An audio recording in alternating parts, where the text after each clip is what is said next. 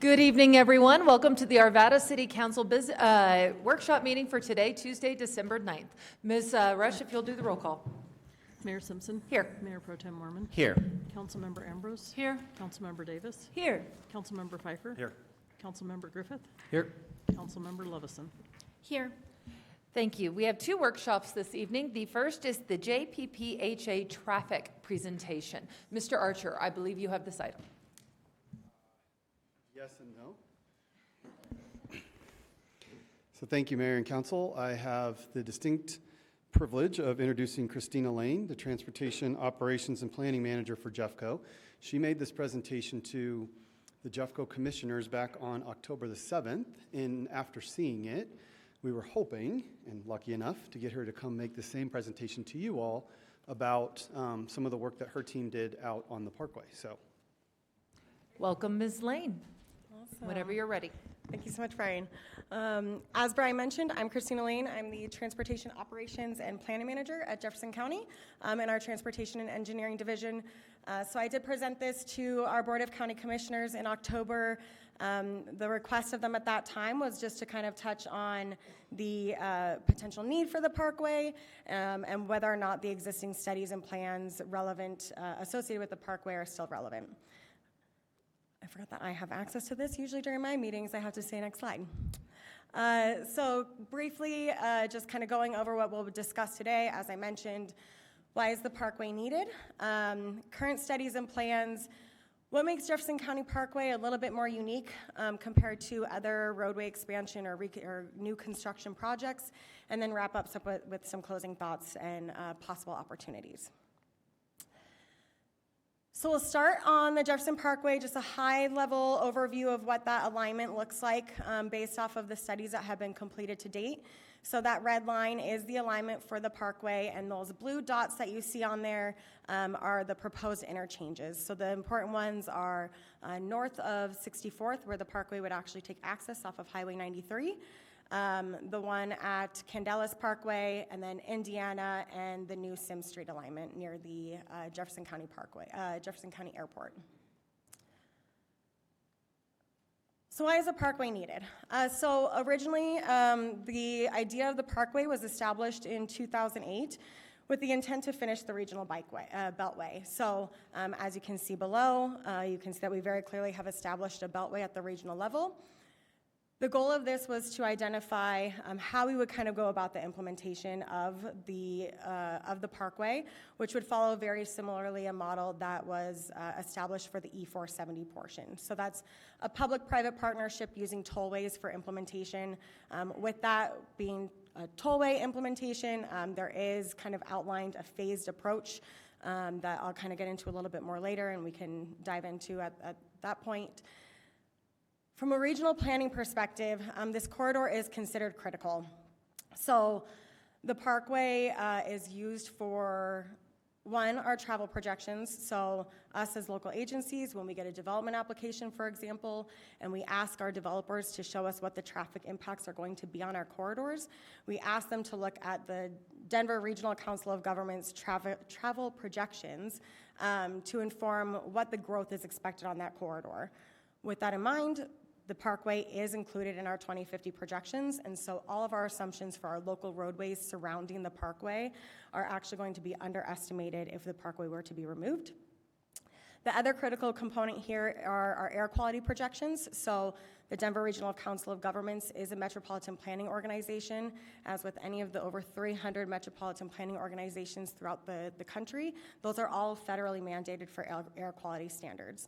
So on a relatively regular basis, DRCOG actually goes through and remodels when they're updating their regional transportation plan. They remodel their air quality projections based off of planned projects in the region, this being one of them. An important note here that I want to make is regarding the regional planning perspective is because this corridor, this beltway is on the regional transportation plan as a tollway, it is considered a Class 3 critical project. So in order for this to essentially be removed from the regional transportation plan, there is a procedure in place that's outlined in the regional transportation planning documents. It basically informs that if the agencies did not want to move forward with this project, they would need to provide DRCOG with a formal letter. The authority would need to provide that letter.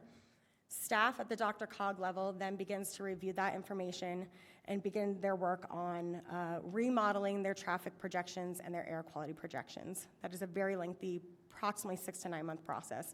DRCOG is actually underway with that process right now as part of our regional transportation plan update. And so once DRCOG finishes their modeling, after that point, it then goes to a series of approval processes. It starts with your lower level. There's basically 3 tiers of DRCOG government: your Transportation Advisory Committee, your Regional Transportation Board, and your Board of Directors. It would first come to the Transportation Advisory Committee, which is essentially sub-regional staff. Sub-regions are our counties. So sub-regional staff from all 52, or sorry, not all 52, of the region, the counties within the region all have 3 staff members that are part of the TAC. It comes to them for voting. It then progresses on.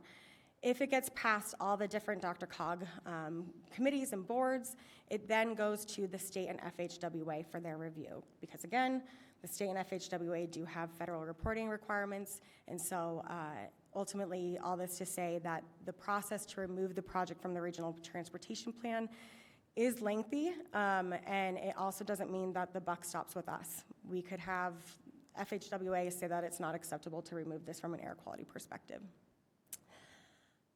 On the bottom, I have a couple images for you all. You'll see that on the left side is the kind of spatial structure.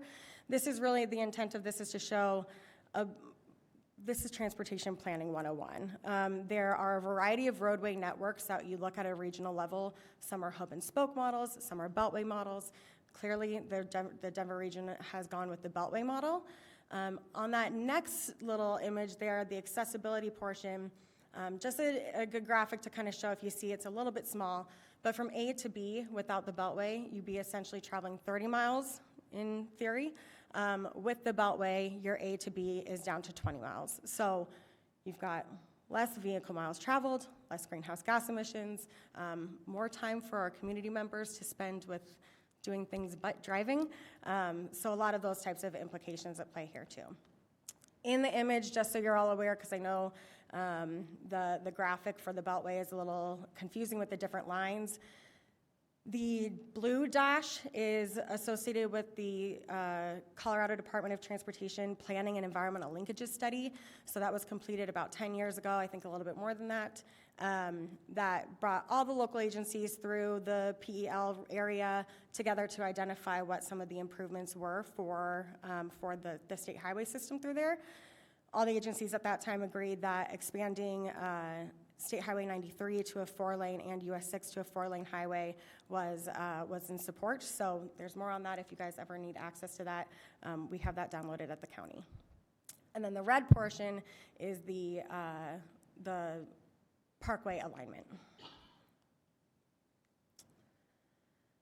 As I mentioned, this is all associated with local roadway congestion planning. So I've put up a couple of graphics here to kind of inform what our focus model is. So the DRCOG focus model takes into consideration traffic projections based off of, essentially they're called transportation analysis zones. Transportation analysis zones take into consideration, they're essentially little sections of block groups that use census data to inform birth rates, death rates, migration rates in and out of that area. And then it also pulls in local agency land use recommendations, and all goes into this heavy model to say, based off of the way people are going from their origins and destinations, here's what we can project for volumes on our roadways.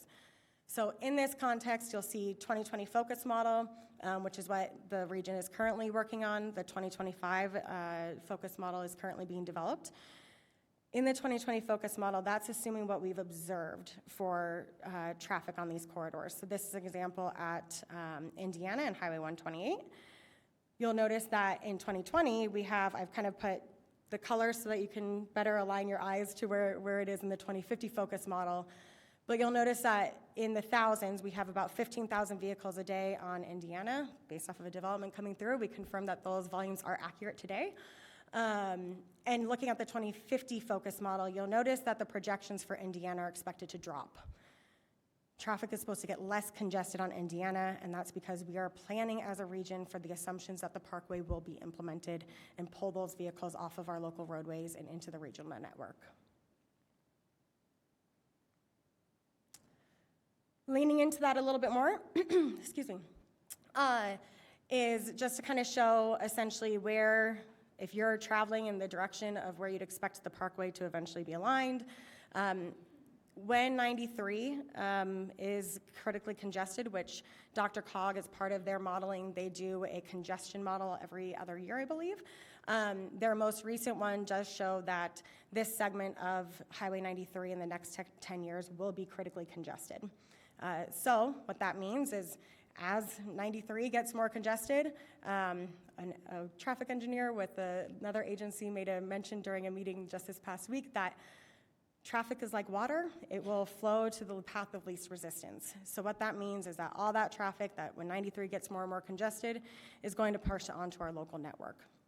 So that, of course, means for our agencies, more motorists to Indiana. As I showed on that previous kind of graphic, that means more vehicle miles traveled, increased travel times for our community, and ultimately more greenhouse gases associated with that congestion.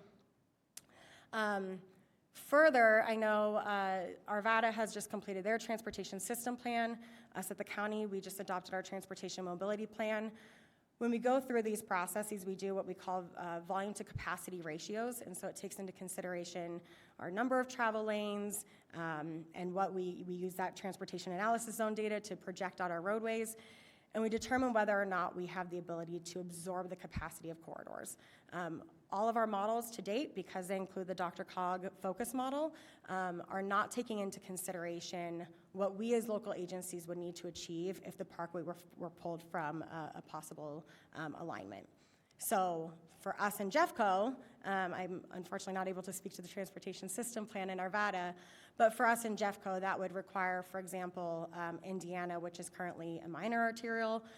The volumes that would be expected on Indiana, a minor arterial, would not be sufficient. We would need to amend that transportation plan, upgrade it to a major arterial, and have a corridor that is far more robust than what's currently anticipated. As I mentioned, all this ultimately results in more congestion and more tailpipe emissions. We at the county, we just completed and lots of agencies work closely with the Denver Regional Council of Governments as part of their Regional Transportation and Operations Technology Group to retime these corridors for efficiency purposes. And we have direct evidence that shows that the more we reduce congestion through just signal retiming, we're able to reduce our emissions and travel time for our community members dramatically. So we know that congestion is directly associated with critical pollutants and greenhouse gases. Switching gears away from a little bit of the traffic side, the congestion side, is to discuss our evacuation and emergency management. So the county completed with all of our local agencies recently our Community Wildfire and Protection Plan. This is a countywide plan, not just Jefferson County exclusive. And so I have two images up here from that plan itself. The one on the left is the evacuation vulnerability. So this looks at all the census block groups within the wild urban land interface. And you'll see I was unfortunately not able to digitize the alignment over this map, but I know most of you are generally aware of where it kind of goes from right north of North Table Mountain, where you see that 58, to where you see that 36.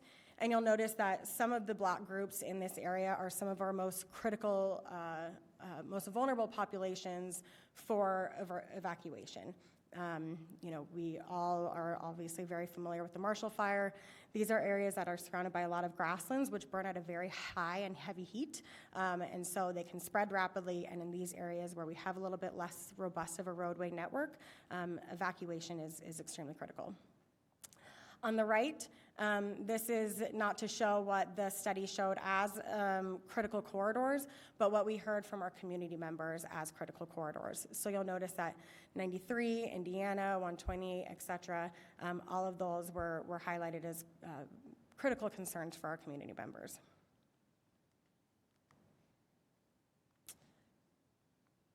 With that, in those similar areas where those kind of most vulnerable populations are for emergency, is where we have some of the proposed interchanges along the parkway alignment. So again, you see the WUI boundary. This is what's been incorporated and adopted into the Community Wildfire Protection Plan. Previously, the Community Wildfire Protection Plan at the county level was really just everything west of the hogback into our mountain areas. And this is the first time we did a really robust analysis, took into consideration more data to basically expand our wild-urban land interface. And so now you'll see that the intermix and the interface perimeter area spreads well into Jefferson County and Arvada. At some of those locations is where the interchanges are proposed. So unfortunately, the top images, we got more of a design image and not a pretty graphic from our consultants when the study was completed. But the top left is the Sims interchange with the new Sims realignment that was just completed by the county and the Verve development. The one on the right there is the Indiana interchange, and then the pretty graphic is the one for Candelas Parkway. Similar, as I mentioned, because this is would be funded by a tollway, the study basically informs that only on-ramps and off-ramps in one direction of the Candelas Parkway would be established at a sooner date, and then at the ultimate build-out, which was anticipated to be 2040, the rest of the interchange would be established. Obviously, the benefits of this side would be, of course, evacuation and emergency management, really providing better egress for those community members onto a major highway system. And it also allows for improved response times. So, just our ability to ensure that, again, with the kind of lack of roadway network that we have in this part of the region, just ensuring that we have better a better connected and continuous roadway network to really improve operations throughout the region.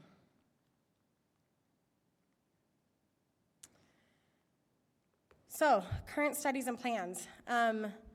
The question that has been asked is, are these studies relevant? So the traffic study that was originally completed in 2016 and the supplemental analysis in 2018 are 100% irrelevant today. We at the county do not accept a traffic study that comes to us from a developer if it is any older than 3 years. We know that land use changes enough in a kind of a smaller scale level that anything older than 3 years is kind of moot at that point. So, all that to say, these traffic studies would definitely need to, this entire study would definitely need to be reconsidered. One of the big things is that you'll, if anybody really wants to dive into those studies, you'll notice that there's a narrative in there that mentions the Denver Regional Council of Governments was right in the process of finishing up their focus model, their 2015 focus model, and they were teasing out some details they were just kind of toying with a couple different models, trying to figure out what was going to be the best, provide the most accurate projections, and that was occurring right when this study was being completed. So what the consultant did at the time is they went ahead and they reassessed our transportation analysis zones. So they took into consideration the land use recommendations from the local agencies and some of the other projections from the DRCOG model still. And ultimately in this table 5, you'll see that the focus model shows for example, the one that I've highlighted, State Highway 93, north of 64th Avenue, shows that the focus model shows about 26,000 vehicles a day on that stretch. That's the 2015 model that was being kind of perfected. It is further perfected in the 2020 model. And so in the 2050 focus, as we project out, that same location in the new model shows 45,000 vehicles per day. So we are approximately 15,000 vehicles underestimating the volumes on Highway 93 in the original study. All that to say, we definitely need to reconsider the approach from that study at that time to see what the actual impacts are going to be, especially as DRCOG has really perfected that model.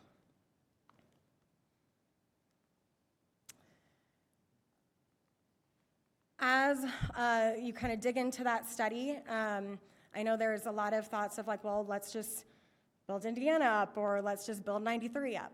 The Jefferson Parkway assumptions for level of service at our existing local intersections assumes all of those improvements on Indiana and State Highway 93. So with or without the improvements on those local roadways, those intersections will fail in the future. We can't build our way out of those roadways enough based off of the projections. So the no build scenario, regardless of the Jefferson Parkway, our local intersections will begin to fail. As I mentioned, it assumes all those interim improvements, so it highlights corridors, intersections, like Indiana and State Highway 72, 72 and Highway 93, and a variety of others. And as I mentioned before, we all know that, as those corridors become more and more congested, it's only expected to push more into our local roadways. With that in mind as well, if we are expected to build those roadways out, that is additional costs on our local agencies to build our way out of those corridors. So just another kind of important part there. Current studies and plans. So this is the proposed land use for the Jefferson County Comprehensive Plan that's underway. This is, I say proposed because we are currently still waiting to get ourselves to adoption. You'll see the dashed red line there is highlighting the right-of-way for that future proposed alignment. And the surrounding land uses are really primarily open space. This part of our communities is very much open land. But you will notice that right there at the intersection of Highway 93 and 64th Avenue is a regional mixed-use proposal. So that was rezoned, I think over a decade ago, as an activity center to have tremendous amounts of research, medium to high-density residential, commercial areas, would produce quite the volume of trips for our local areas. As you kind of work your way up through the alignment, you'll see some proposed mixed-use residential around 96th.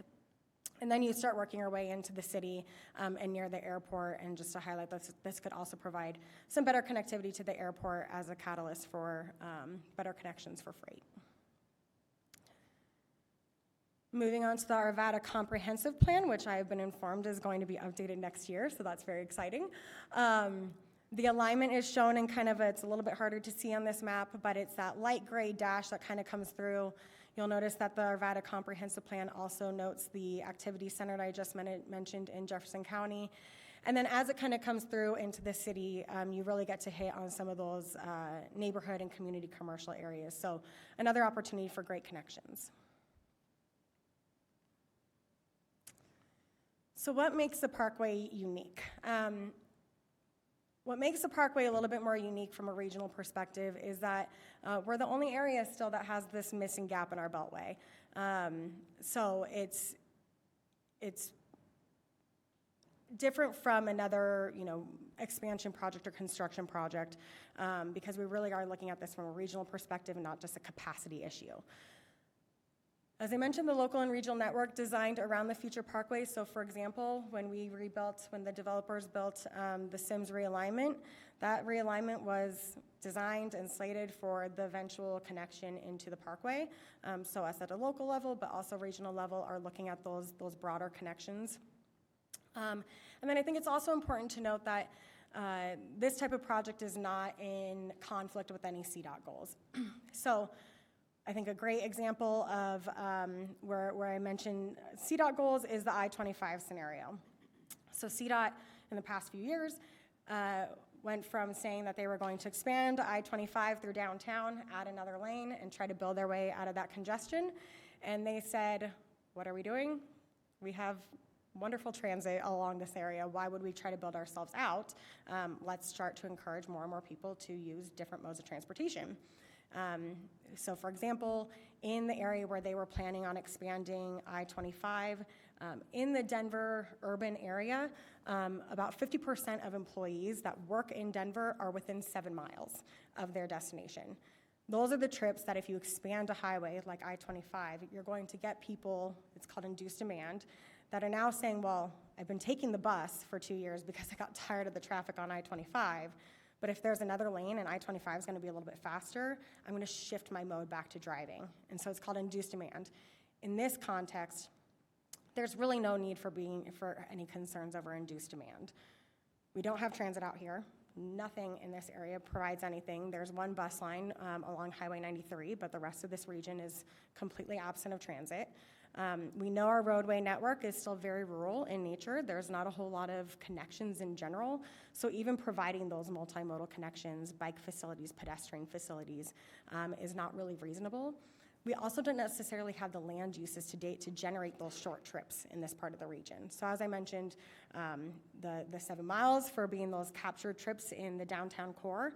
In the bicycle planning world, we claim that essentially any functional trip is within 7 miles. Once you start exceeding that 7 miles on a bike, you start to increase your travel time, where everybody wants to get to their destination as efficiently as possible at the same time. So you can take, once I start exceeding, a 30, 35-minute bike ride, well, I'm just gonna hop in my car and take the 20-minute drive. So we look at those functional trips as under 7 miles, they're quick wins, and those are the people that we can capture from shifting mode. In this area, our land uses are not really conducive of hitting a lot of destinations within 7 miles. So all that to say, from a CDOT perspective, there's really no concern about shifting modes away from active or transit users because it doesn't exist in this portion of the region. But with that in mind, it does mean that there's tons of potential opportunity and positive impacts associated with the parkway to provide some of those additional services. So, as a facility like this comes in, we could anticipate that this would be a catalyst for additional transit in the region, especially as the land uses continue to develop based off of our both the city and county's comprehensive plans with the additional activity centers. These are going to be the things that ensure that RTD is looking at population and destinations served to see maybe we could foster some greater transit in this portion of the region. There's also a great opportunity, as this, if this was to move forward, for ensuring that we build something that is multimodal. We should look at the model of C470 and see that we have a wonderful bikeway that is heavily utilized by both recreational and commuters, and kind of establish that within the plans of this parkway as well. Truck routes and heavy vehicles. So if you do dive into that study, at certain times, heavy vehicles on Highway 93 can be upwards of 13%. On average, they are 7%. So as I mentioned, as those corridors become congested and our heavy vehicles start entering our communities, that's actually tremendous impact on our local roadway network. So I'll bring up bicycle planning again because it's a good topic to kind of focus on it with it. But in most bicycle plans, you'll see that we analyze a level of traffic stress, an LOTS. And what that does, it takes into consideration adjacent, everything in the roadway that's adjacent to where a bicyclist would be. So your posted speeds, number of lanes, and percent of heavy vehicles. All of those things increase the stress that active users feel on a roadway, and it discourages them from taking that mode. Unless they start getting, greater investment in more separated facilities, things of that nature, more separation. But ultimately, heavy vehicles is a pretty critical component of level of traffic stress. So if we pull more of those vehicles off of our locals, we have the better opportunity to ensure that people feel comfortable on our locals to get around by other modes. There's also another opportunity I know for our agencies. Both Front Range Passenger Rail, Northwest Rail, and Mountain Rail are exciting conversations. We know that Northwest Rail is actively moving forward now for that segment. So this would provide improved connections to Northwest Rail and the ultimate vision of Front Range Passenger Rail. And there's also a really good opportunity to kind of start thinking through, as CDOT's completing their analysis for where the future Mountain Rail station could be located, is there an opportunity for us to kind of tie this parkway together with that effort? And then finally, the design for a fire break. So as I mentioned, we know what we heard from the Community Wildfire Protection Plan effort, that this portion of the community is extremely concerned about evacuation and fire mitigation. And so is there a way that we can ensure that this roadway is designed with that in mind. I know that there's been conversations about whether or not it makes sense to we reanalyze for an additional interchange on this corridor to just, further reinforce the connectivity for emergency management. That is all I have for you all. I'm happy to answer any questions. All right, I will accept council questions. Councilmember Griffith. Thank you. Thank you very much, Mayor. Yeah, thank you for the presentation. Really appreciate the depth of the topic and the research that's gone into it. I have a couple of questions, and I'm very curious to hear what my fellow council members will ask about as well. One of the questions I have is, I like the diagram where you were kind of showing 30 minutes versus 20 minutes. And I'm kind of thinking about residents that are concerned about a big piece of infrastructure really just serving folks that are coming in and out of the city. They're not really being served by it as residents. I'm not saying that's true, but I know that's a concern. Is there any way to sort of project how many of the miles that are being traveled on a proposed parkway that are just coming from folks that would be going on 70 and 25? Really good question. So DRCOG does complete some of those types of analyses from a regional perspective. They have a little bit more data on origins and destinations that people generally take. And so as far as I understand, because they don't do that from a projection from like a 2050 projection, they do it more of like, here's how we're seeing people move from this portion of the region to this portion of the region at that given time. But I would imagine that based off of these different projections and the data that DRCOG does have, that could actually be a consideration for a future study to see what that looks like. Yeah, I would be interested to see that. I know the residents certainly would be too. Mm-hmm. Another question, I don't know if maybe it was in your presentation, but the current focus model that DRCOG is using, when was that data collected, the one that's used for the 2050 projection? Yes. So the one that was used for the 2050 projection is a 2020 focus model. Okay. So the 2025 is being established right now, and that'll project out a little further. Okay, and the reason I asked, I thought that was around the time frame. In Arvada, I'm not sure about other municipalities, but we've seen a relatively flat growth of our population for the last couple of years, which is uncharacteristic. And I would hope that we can account for that in our projections, something that I think we should consider. And I'm also wondering, in conjunction with the question about the time from that model, I'm fairly certain we haven't integrated the transportation systems plan recommendations into the focus model that DRCOG is using. Correct, yeah. So DRCOG, I would say they less so look at our transportation plans unless we're focusing on new construction, new roadways that are going to offset some of the traffic on other corridors. And so the focus model is more specific on census data, how they kind of monitor, like I mentioned, birth rates, death rates, population moving in and out of the county, and then they pull in your comprehensive plan data to say, right now we might not see anything at, for example, Highway 93 and 58th Avenue between 50th and 64th, but when development spurs in that area, we have to be kind of thinking the full projections of it, right? So how the growth model works, I think that is a good way to put it is, and I wish I had a different presentation slide in front of me, but when we look at projections, you say from 2020 to 2050, for an easy number, say the volume is going to increase by 10,000. Mm-hmm. There are going to be times throughout that period of time, that 30-year period, that it is very stagnant, right? We don't see that growth, whatever it is. But growth and development kind of comes in waves, and so that's what that growth model is really looking at.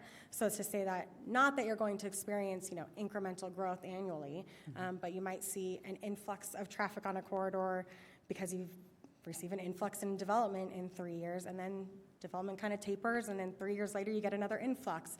So it's really looking at the long term instead of just kind of that more stagnant 3, 4, 5 year period of time.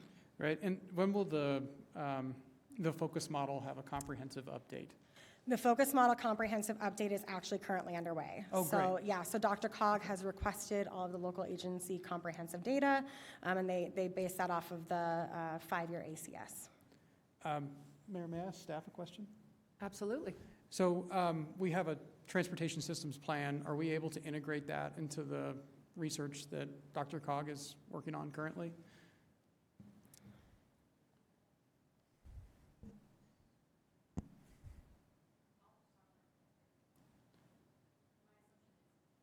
My assumption is yes, sorry for the microphone problems. We'll work with our transportation team to ensure that happens. Excellent. That sounds like a good plan, just because there are some big projects, and I'm sure it will affect the overall outcome. The last question is fun. AI, does AI play a role in sort of these projections in the future? Do we have the ability to use that? I would not be able to answer that question. I don't know if Dr. Cog is dipping their toes in that quite yet for their projections, but I wouldn't be surprised if they start using a little bit more technology in that regard. There are great systems in place from like traffic engineering programs that do a pretty awesome job of modeling actually, but I wouldn't be able to answer that. That's a good Dr. Cog question.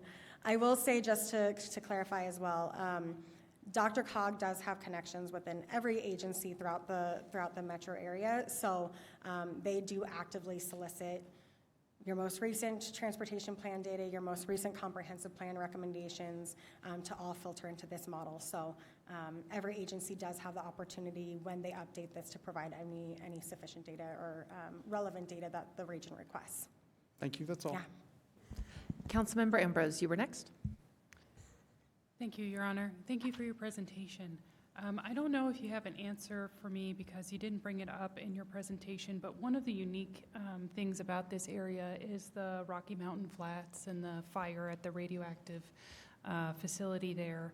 And so the long stretch along Indiana, I am most concerned about with disturbing the soil because breathing it in is what causes cancer issues. And I know that one of the best ways to deal with radio, to remediate, or I don't know, is to cap it, right? So that way it doesn't dust up and blow in the wind, and certainly putting a road down will cap it. But my questions are around during that construction of putting down asphalt on it, if that's what you're going to do, because I can't tell from these diagrams if the roadway is intended to be flat along Indiana or built up as like a parkway above Indiana.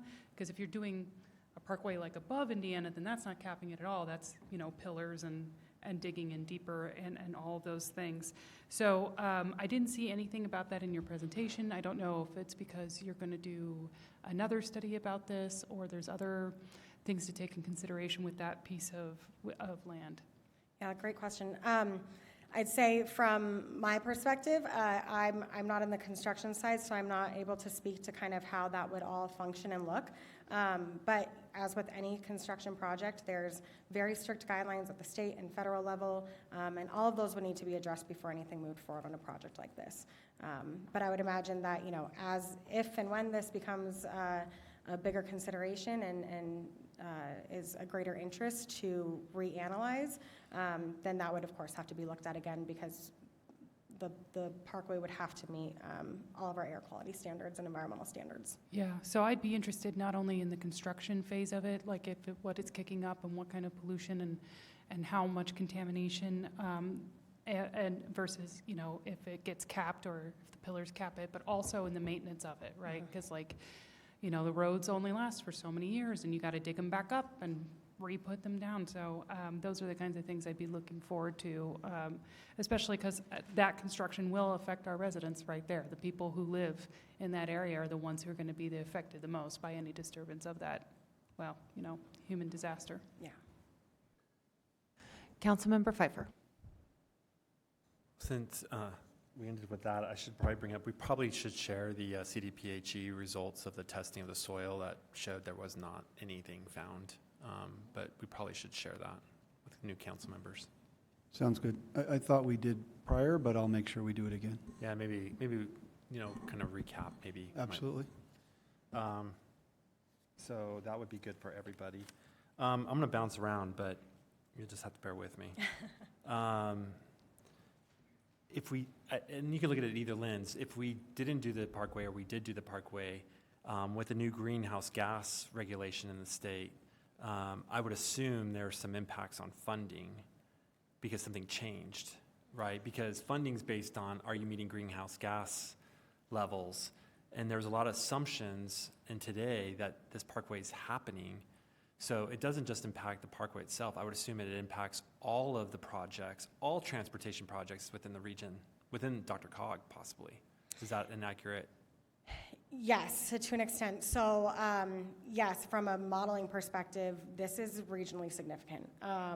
It does impact to the level that the regional transportation plan already has the goals in place that say, we must be investing in multimodal projects and really trying to work on that mode shift and provide options for everybody.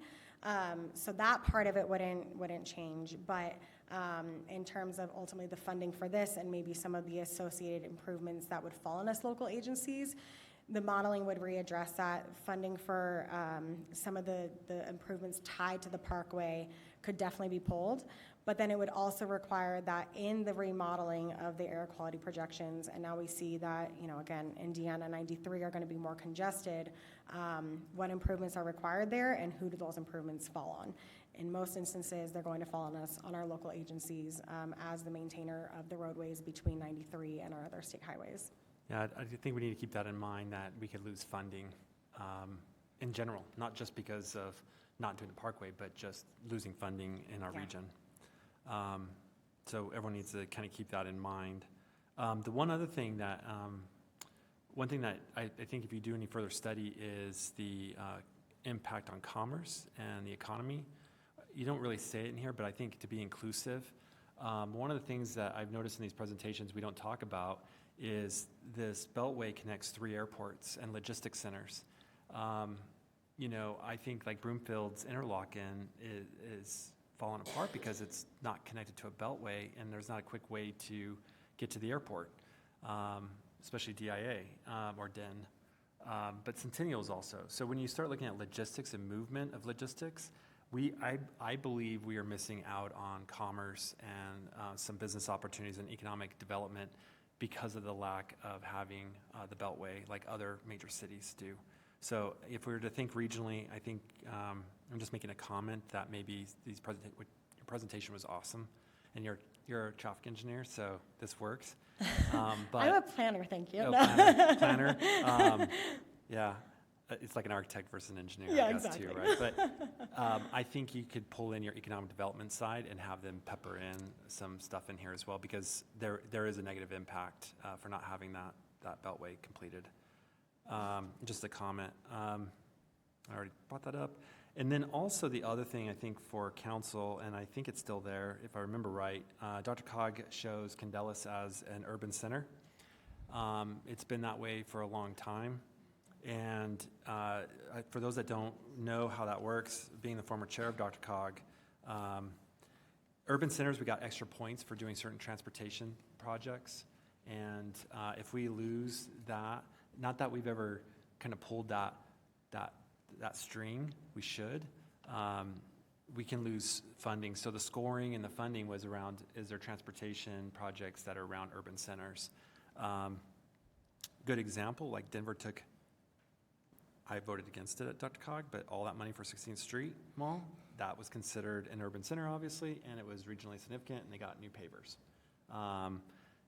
We're missing out on those opportunities if we lose an urban center. So I just want to highlight that. The other thing is on the Arvada Transportation System Plan, I just want to make sure that I understand this, but that's an unconstrained plan. I'm looking to you too. So unconstrained plan, I worry about peppering that into a bigger plan when it's unconstrained. I think whatever we share with DRCOG needs to be realistic so that the models are realistic. Because if it's unconstrained and we put all that in the model, I would think, oh, perfect. Everything's perfect. But unconstrained is also, I'm looking to Mike over here, how many, I don't know, $1 billion? I don't know what it is. It's probably 14 billion? I don't know. At 1.3. Okay. Yeah, I was close, 1 billion, somewhere in there. But we will never have that money. We don't even have money to maintain our roads. So just, let's be thoughtful around that part because I want to be realistic. And I think it also highlights the importance of the parkway as well. We don't need to discuss it here, but obviously there is some concerns with the way it's designed today. The egress, ingress, as I refer to it for Line Rock and some others, I think that's probably for whoever wants to bid on it or offer an unsolicited bid. But that would be something, you've hit all the points except for that one, which I don't think it's in your realm, but that's something we would need to, as a council, we probably need to be thoughtful of how we can leverage, if this was to ever come forth and be real, how do we leverage that opportunity to address any ingress, egress out of Lion Rock. So the last thing I want to add when I go back to commerce and logistics, with the Quantum Commons and all the warehousing that's happening with the aerospace engineering firm moving in, and all of these great organizations that are moving into the northwest part of Arvada, it again is critically important to make sure that we're connected regionally for improved. In fact, I just got off the phone earlier about some very large, it's funny you say that, AI tech companies who want to leave California and come to Colorado, but they also want to be like close to the mountains. They want close to transit. They want to be close to getting to the airport because they fly over the globe, The Denver Economic Council vice president I was talking to, which is a former city employee, hint, hint, said he's trying to get some people to move here. And of course, I think this is yet another thing to get people to move into Jefferson County in Arvada to help us. So I just wanted to make some comments and my opinions of it. I think this is a great presentation. It's a good refresher because some of these things over time we forget. But I appreciate you doing it. I didn't really have any questions, but great job putting this together and kind of putting it in layman's terms. But I can't think of anything other than economic impacts would be nice to be added to here. Yeah, so, absolutely. This is definitely needed as a refresher. Like I mentioned, the study is almost 10 years old now, so it's a good time to have a refresher and reconsider like you mentioned, reconsider the approach for design and reanalyze this corridor in general. On the economic development side, I definitely did not touch on it as not an economic expert, but the original analysis that was completed did take into consideration the economics, the positive impacts associated with this, like you mentioned, as really a catalyst for regional connections and additional, in some areas, additional development, especially associated with our comprehensive plans. The other thing that I think that just kind of sparked something that you mentioned regarding the data that Dr. Cog uses from our own transportation plans. So as part of the regional transportation plan process, which the plan is being updated currently, grateful for City of Arvada as a sub-region. You've all submitted, I think it was 6 or 7 projects. I saw on the TAC agenda, it looks like all Jefferson County submitted projects will be pulled into the regional transportation plan. Still has to go through the approval process, but that's what's being slated as of now.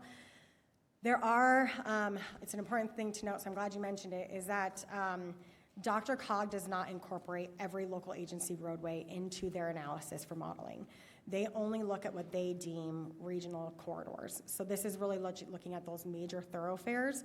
So any project that is not on, any roadway that is not on Dr. Cog's regional roadway network is not assumed for any of their projections for modeling, traffic projections or air quality projections. So we can all have a great project on one of our local roadways. For us, we're excited about the multimodal project for the tip that's going on for 52nd Avenue. 52nd Avenue still functions very much like a minor collector for us. Dr. Cog is not concerned about those types of corridors, and they don't even look at them. So all that to say, as Dr. Cog is going through the regional transportation plan update, they've worked closely with all the technical staff at all the local agencies to ensure that the critical corridors that meet the criteria set by Dr. Cog are established in that plan. Yeah, thanks for clarifying that. Yeah. That's a good point. And you also made me, reminded me that I wanted to share with council, when we have a traffic incident management issue on Highway 93 or Indiana, it's gridlocked on the western part of the city. We've had several closures, even recently, on Highway 93, which diverts onto Indiana that cannot handle the volume. And I hear from our fire department that they just can't get to certain places, and sometimes our police can't either. So we just need to be thoughtful about how do we improve. Yes, this is a regionally significant or critical asset that needs to be thought of, But we also need to think about when there's a major incident, just like an evacuation or a fire or anything like that, but even a fatality on our highways can take us to our knees as a city from that perspective. So how do we create additional abilities to make movement around this part of the region? So anyways, keep your regional hat on. That's what I would ask the council to think about when we look at this. And but again, great job, man. Thank you. Thank you. Councilmember Davis, Mayor Pro Tem Mormon was next in line. Okay, Mayor Pro Tem Mormon.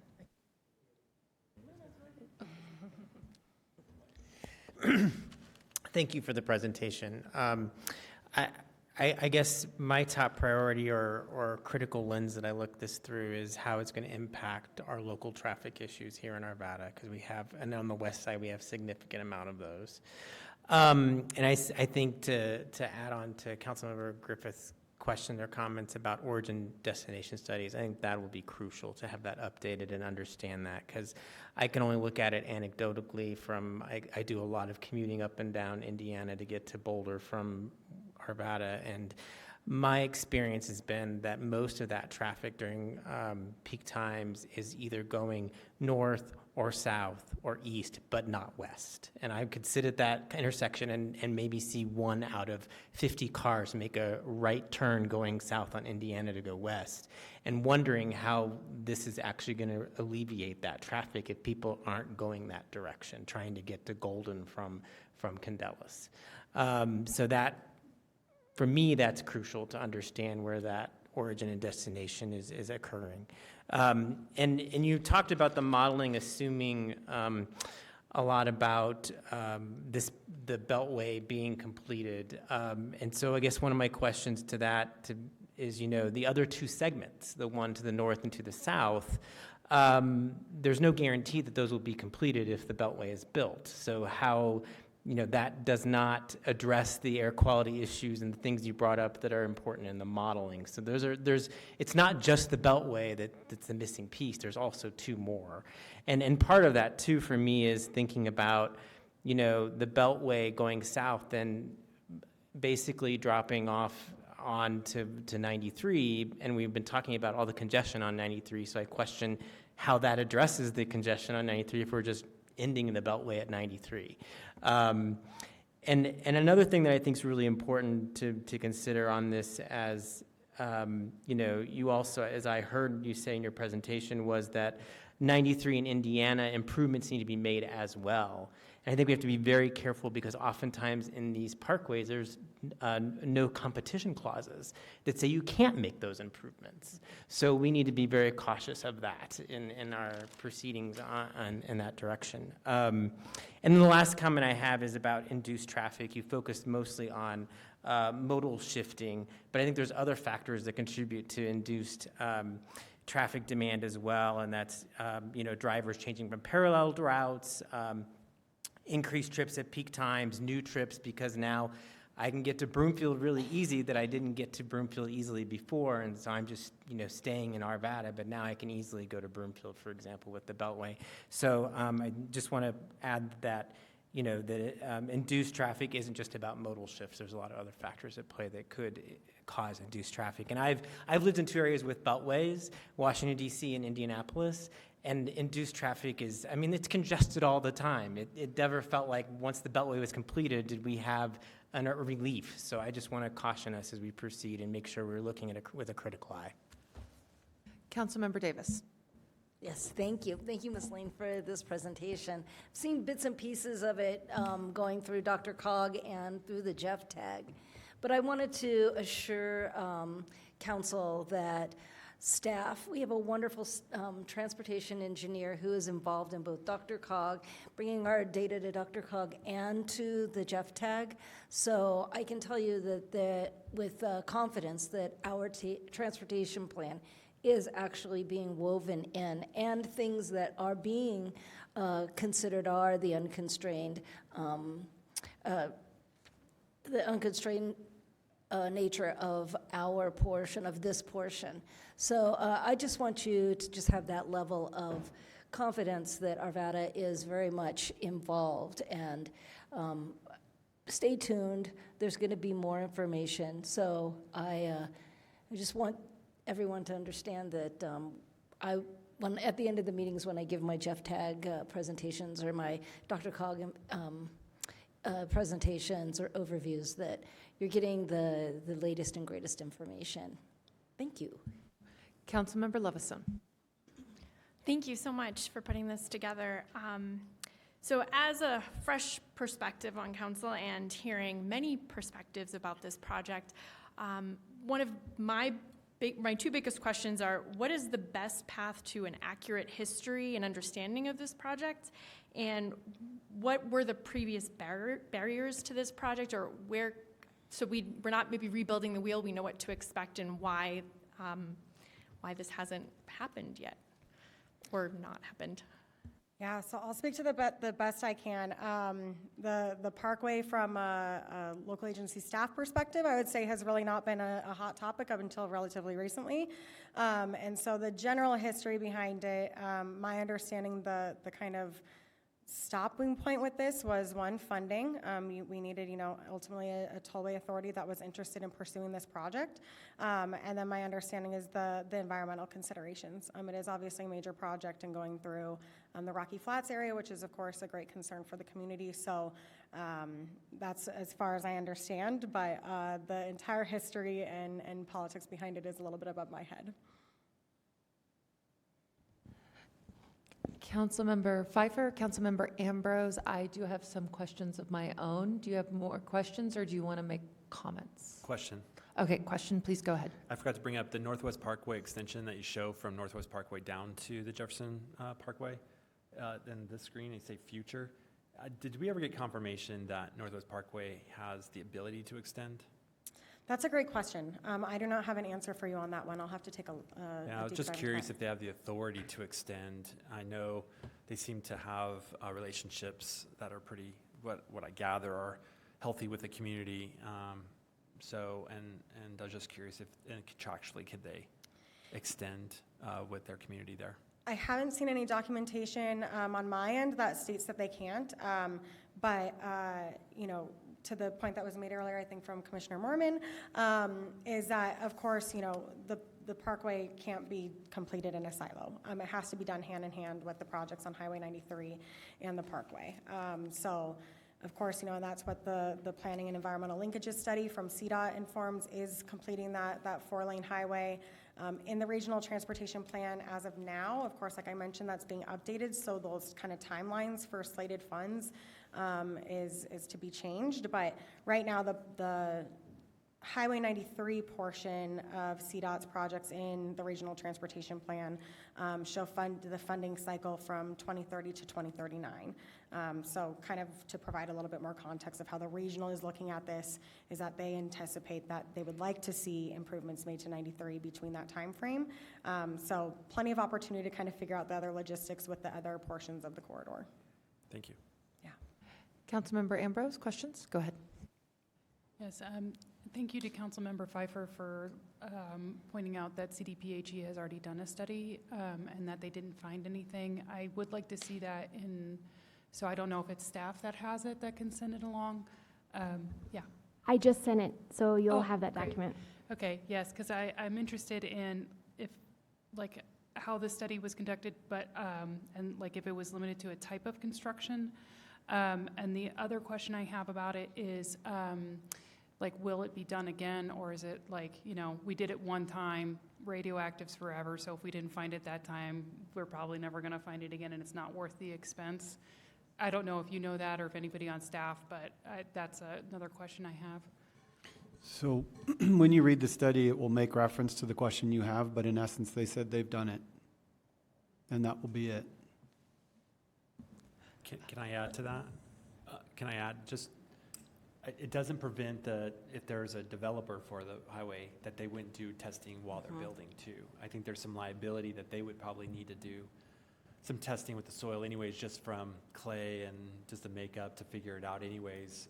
And because of those sensitivities, I suspect, just speaking to some of those developers before, they would be looking for that as well, because they don't want that liability as well. So I think there would be another round, but private, done through the private industry side, not the state side.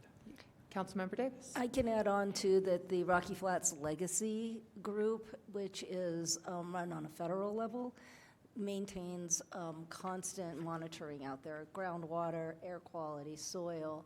So, and they do it across the entire property. I took as a legacy Rocky Flats worker, I took the tour out there. So I do know that they're working very hard to assure, number one, no migration of any pollutants, but number two, that what is out there maintains its level of cleanliness. Thank you, everyone. Yes, I understand they even test the elk calves and whatnot, and they always come back healthy as well. And apparently the elk dung too, I hear whispered. Okay, so I do have a few questions, and I'm just going to take these in the order of my paper, so they're not necessarily in any kind of chronological order. I appreciate you. So you mentioned the assumptions of Indiana and 93 and those improvements to be made. We've obviously been discussing improvements to these corridors a lot, so I'm wondering if you could walk me through what exactly, let's detail what exactly those assumptions are that we're assuming would be made. So for Highway 93, that portion would be in alignment with the Planning and Environmental Linkages Study. So that's expanding all of Highway 93 from State Highway 58, basically all the way up north, to a 4-lane divided highway. In that study, there's also the proposed interchanges. So what we see at 19th and Lookout Mountain over US 6, that is a project that came from the Planning and Environmental Linkages Study. You would see very similar projects. City of Golden is actually taking the lead on the next interchange at US 6 and Heritage. So you'll see a very similar design to what you have at 19th and 6 at that location.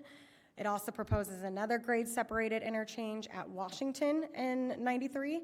And then moving forward, the vast majority of those, Iowa, 58th, 64th, are all at-grade intersections, essentially what we've seen CDOT recently implement, but just expanding to the full 4-lane highway.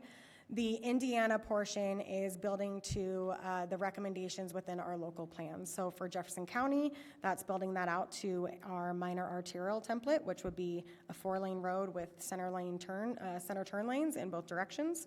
And then similarly, bringing that all the way down into the state highway portion, expanding that corridor as well, really just to match that arterial template that we've all kind of adopted. With that, the intersection improvements are really just operational, signalized timings, things of that nature, but no expectation for grade separation or greater improvements, really just implementing what our local agency plans have already informed with the arterial templates. And does that template include some kind of improvements to our bridge, our railroad bridge problem? Yes, so actually, let me confirm, the rail bridge that goes over Indiana there? Yes. Yes. So yes, absolutely. And City of Arvada technical staff, you're a member that's part of our Transportation Advisory Committee, Kelly Van Bruggen, she submitted great projects for the City of Arvada, and that section of Highway 72 is one of them. And I know we just signed a letter of support with you all to begin studying the feasibility of improving that corridor. And of course, that is kind of on the list of improvements within the regional transportation plan to work with the rail line to expand that. Okay, thank you. So I just kind of want to summarize to make sure I'm clear on what we're hearing is that in 2050, with these traffic projections that we have, we are assuming that all of these improvements to 93 and Indiana/72 will be made, and we still require the parkway for these reduced traffic volumes on those side roads. Correct. The improvements expected by our local agencies and CDOT are not going to build us out of the congestion that these corridors will experience, and those intersections will fail in the future. Okay, thank you. Another question, you mentioned front range rail connecting in, and forgive me, I have been very involved on the mountain rail side, but I haven't paid any attention to front range at all. So could you just let me know where that connection is expected to happen? Yeah, so it's actually on some existing line. It's the Northwest Rail connection, and I'd be happy to send some documentation on this now that funding is kind of being shifted over to that project. But it's the stretch of existing rail that would continue, I want to say, does anybody remember the line off the top of their head that goes through Westminster? I think it might be the B line. It's the B line. It's the B Yes, line goes in. yes. It's the RTD, yes. Yes, so it would be extending that along the existing line. So they're looking at additional stops essentially through the Westminster segment of Jefferson County. There's very likely to be a stop within Jefferson County in Westminster. And that is, it's the Northwest Rail is kind of been a larger fast tracks project for RTD, and funding was limited, and so that project kind of was put on the back burner for a while. With the funding that's been established through the Front Range Passenger Rail, RTD is looking at that as a critical corridor for connections and expanding that more rapidly than originally anticipated. So that rail line is expected to be established in, I believe, in the next few years. And how would that connect over to this bypass? Because this is all further west from Westminster. Is it up here with the future Northwest Parkway expansion? Yep, exactly. So Okay. it kind of connect into that 36 corridor area. Okay, thank you. So let's see here. So I know we've talked about this a little bit, so we can probably skip this one, except for just with these future missing gaps, the north and the south there. How tangible are those projects? Are they just purely conceptual at this time, or are they much further along in the development process as this particular segment is? They are very much conceptual at this time, just like the Parkway alignment. So I'd say that I'd say the Parkway is actually probably further along than the 93 segment and the northwest corner, the northwest extension, just because, we have 90% interchange designs for the Parkway, where you don't have that level of design yet for the additional improvements on Highway 93 or the Northwest Parkway extension. So nonetheless, though, it's, I'd say the portions of 93 have at least been, the state and local agencies are kind of chipping away at those improvements. So it's kind of like a little bit of conceptual, but you're seeing some of those things come to fruition. Okay. And do we know the level of support in those communities for those improvements? I know from the 93 and 6 portions through Golden and unincorporated Jefferson County are definitely a priority. As I mentioned, even from the Community Wildfire Protection Plan for emergency egress, those corridors came up as critical for the community. Okay, thank you. Absolutely. And then help me out, because it's been a real long time since I've seen these maps. Where our Jefferson Parkway is proposed to drop out onto Highway 93, approximately where is that on 93? It's a little north of 64th, but not quite up to 72nd. And is 93 already 2-lane there, or is it existing 1 lane? That stretch through there is already a 4-lane highway. Okay, thank you. Yes. And then my last note is just to echo something that Councilmember Pfeiffer brought up with the access for the neighborhood we call Layden Rock. With this being the most heavily impacted neighborhood of this entire stretch, and they don't have an interchange, I hope we will be cognizant of those impacts and what opportunities we can provide to those residents should something like this come more forward. I don't know if that is at 82nd or where that might exist, but that would be, I think, a priority for this area. Yeah, absolutely. I think, if the authority decides to move forward with another analysis, then I think based off of what we heard from the community during a lot of our transportation plan updates that both agencies have been going through, and the Community Wildfire Protection Plan, I think that's a very reasonable ask of another consultant when they get into the design phase. Okay. Councilor, are there any additional questions or comments? Seeing none, thank you very much for coming and Wonderful. presenting to us this evening. Thank you all so much. Thank you, Ms. Lane. All right. Our next workshop this evening is the Infrastructure Annual Report. Ms. Jacqueline Rhodes, I believe you have this item.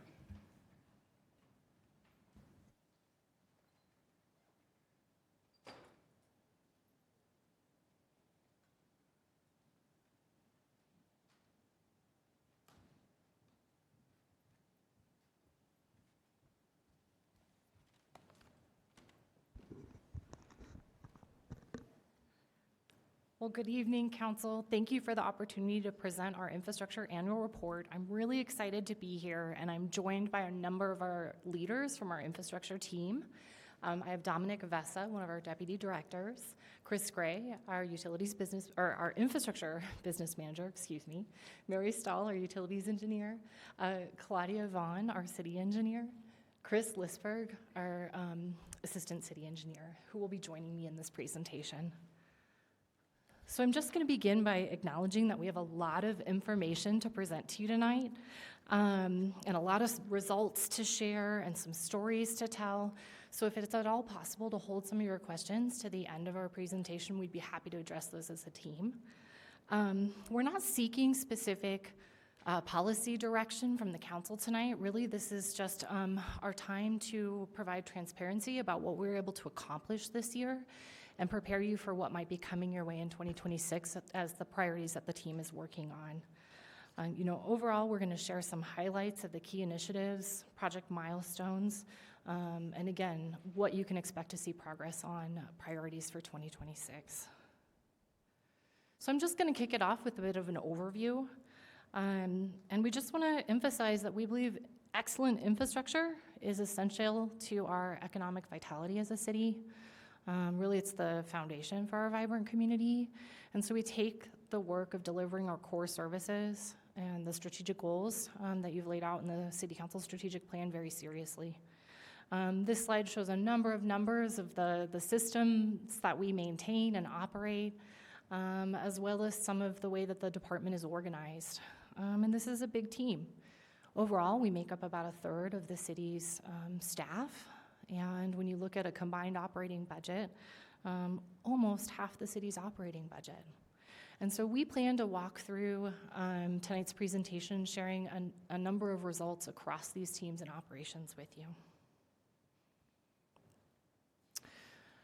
You've heard us refer to the golden thread, and that's really core to the work that we do. We're grateful that some of our core services, our infrastructure, work system services, are acknowledged in the City Council strategic plan. And so we're going to actually structure this presentation to walk through all 9 with you tonight. Throughout that, we're going to be providing stories and highlights that reflect those principles that are core to all the work that we do, and how we're serving our customers and being data-driven in our decisions. Overall, I want to continue to thank Council tonight and express our gratitude for prioritizing the work of our infrastructure teams and acknowledgement of the core services that we deliver, whether seen or unseen in the community. You've helped us make some key level of service decisions. You've provided us resources and guidance in the capital planning process. And I really appreciate these opportunities to come before you like tonight to not only share information, but as we come ahead in 2026 to get that policy guidance from you ahead. So we're going to kick it off. I'm going to turn it over to Dominic Vessa to talk a little bit about our first service. Welcome, Mr. Vessa. Thank you, Jacqueline. Yep. Mayor, Council, thank you again for allowing us to be here tonight to share some of this information. As Jacqueline said, my name is Dominic Vessa, and I'm the Deputy Director of Operations. So up here first, we have our first work system, Infrastructure 1. And primarily, work groups consist of our water treatment, water distribution, wastewater, stormwater, and our utility services teams. There's a lot of good talking points on this slide. 2 of the projects that I want to point out tonight are our AMI, which is our advanced meter infrastructure. Since 2019, we've been implementing what we call a smart meter. We are currently at 27,000 units in the ground now of the 40,000 that we have purchased, and we're estimating completion at the end of 2027. So looking forward to that. Something else that I'd like to share, back in 2024 is our lead service line replacement. To date, last Monday, we have replaced up to 68 service lines, and that was anything that was pre-1960. 480 of those are still to be verified, and we should complete that project by the end of 2026 is our goal. A little story here I'll share or highlight here. This is 2025 in-house main replacement over at 74th and Miller. So team is currently laying, in this project, they were doing like a 300-foot line segment, anticipating doing an additional 1,500 over the next year. This is something that we're looking to potentially get into moving forward, so we're trying it out with some of these, some of these smaller line segments. But we might be looking at more of this work in the future. Just big shout out to the teams here. There was a collaborative effort between, our permitting, engineering, inspections, our wastewater, streets teams, and our water team as well. So, up next is our wastewater stormwater. As many of you know, over the last couple of years, we have asked for additional FTEs to support our underground damage prevention and our stormwater infrastructure. So thank you again for the support for those positions. In the pictures to the right here, we are viewing a damage of stormwater infrastructure. We had a contractor bore through some of our infrastructure there. It had opened up a rather large sinkhole at Grant Place and Webster Street in Old Town Arvada. This was actually the weekend of 4th of July. So this was a Friday. Teams have gone home, got the call. Teams came out and responded, made the repair, damage prevention. Enforcement was able to recoup some of these funds, or recoup some of the costs of the damages through the contractor. Our streets team was able to come out later that same day to come in and patch back this project. So again, it was just a great group effort. And with that, I'm sorry, I know I should wait, but I need to. Mr. Pfeiffer? Did you cut that fiber and move it? we actually coordinated with the contractor to come out and remove it so that we can make our repairs, and then they were able to reroute it. Were they responsive? Yep. Okay. Yep, I they would were. have cut it, but. All right. Yeah. Thank you, Mr. Pfeiffer. Yeah.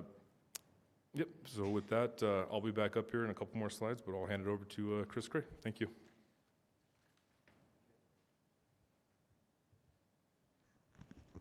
Good evening. I've got the next 3 slides with you. So this one shows you 3 pictures of the same project. This is the Denver Water Gross Reservoir Expansion Project, and the city is a financial partner in that project.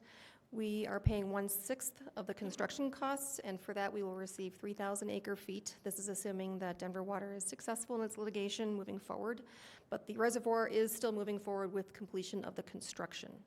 And this project is an example of decades of forward-thinking leadership. Leaders back in the 90s signed this agreement with Denver Water, and as a result, we have assuming it also goes through, a very reliable water supply, and we are also continuing to invest in our short-term and long-term water supply. This is an example of how we are looking to enforce and increase the resiliency and reliability of our water supply. That is important for us for our continued growth in the city, and we will, as a team, be working with the community and economic development teams on the upcoming comp plan. A lot of stats on this slide here. Wanted to speak a little bit to the very last one, and this is regarding our utility services team who deliver the solid waste and trash services, the billing systems for all of our customers, and then our conservation programs. We have heard from you over the last few years that you are looking for some enhancements to our customer billing processes, and we are proud to say that we can deliver the e-bill for all of our customers by Christmas. So I think this is sort of a Christmas present that we've been promising for a little bit now, but we have the ability to have all of our customers see their bills online, not just those customers who participate in the online billing process. So more to come. We'll let you know when it is final. Another part of that is that we are also working on the auto pay capabilities, and we're working on that now. We have limited resources, so we're working on one thing at a time, but we have heard you and we are moving forward. I'm looking at Councilors Davis and Pfeiffer specifically because you've been very passionate about this.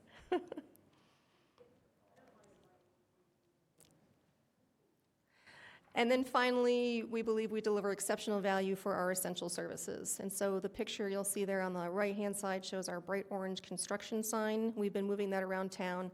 This picture is from the summer, and it was on southbound Sheridan at 72nd for one of our large wastewater projects. So thanking our customers who drive that route and who were impacted by some traffic inconveniences for a good cause, for their support. And so also thanks to you for supporting the rates and fees that go along with this. We know it's challenging for you, and we'll be back in the summer, not for a little bit, but we'll be back for the 2027 conversation. One of the things we also do is provide updates in a variety of places and formats. So we do have information in the Arvada report. We usually have a descriptor about what's going on in the utilities sections. And then on the city's website, we have 2 locations. One is a public projects site, which shows a map. You can click on what's going on in the city and get an idea of what that is. And then we also have project highlights, and that Sheridan project is one of those project highlights.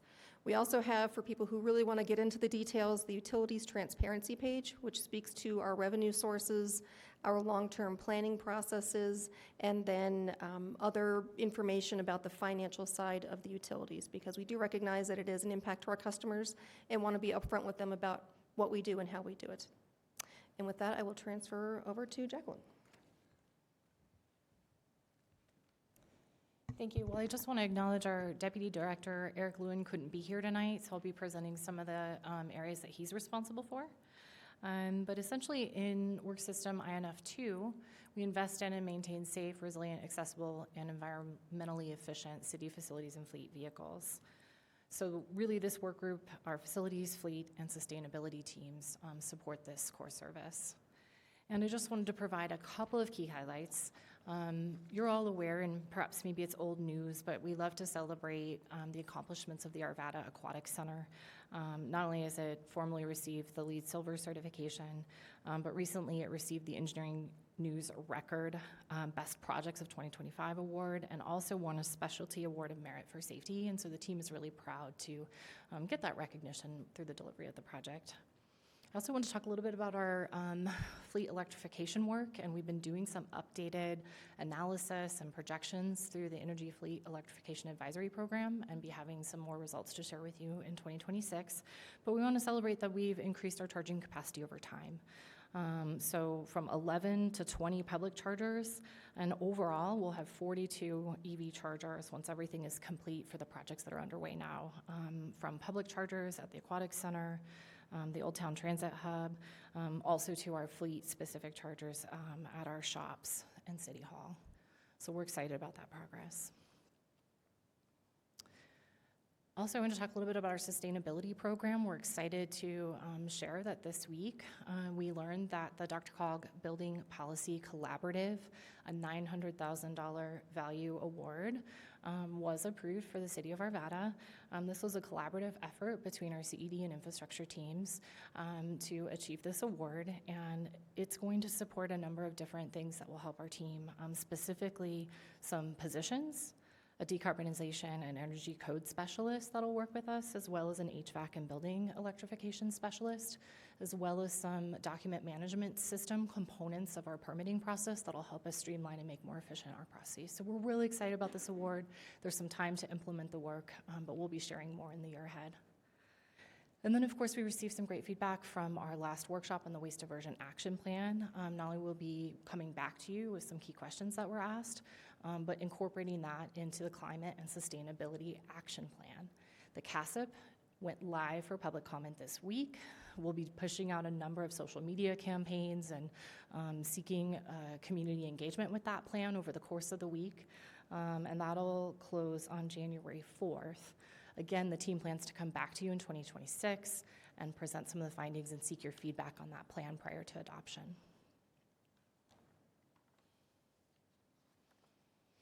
So for INF3, I'm going to let Dominic speak to this one.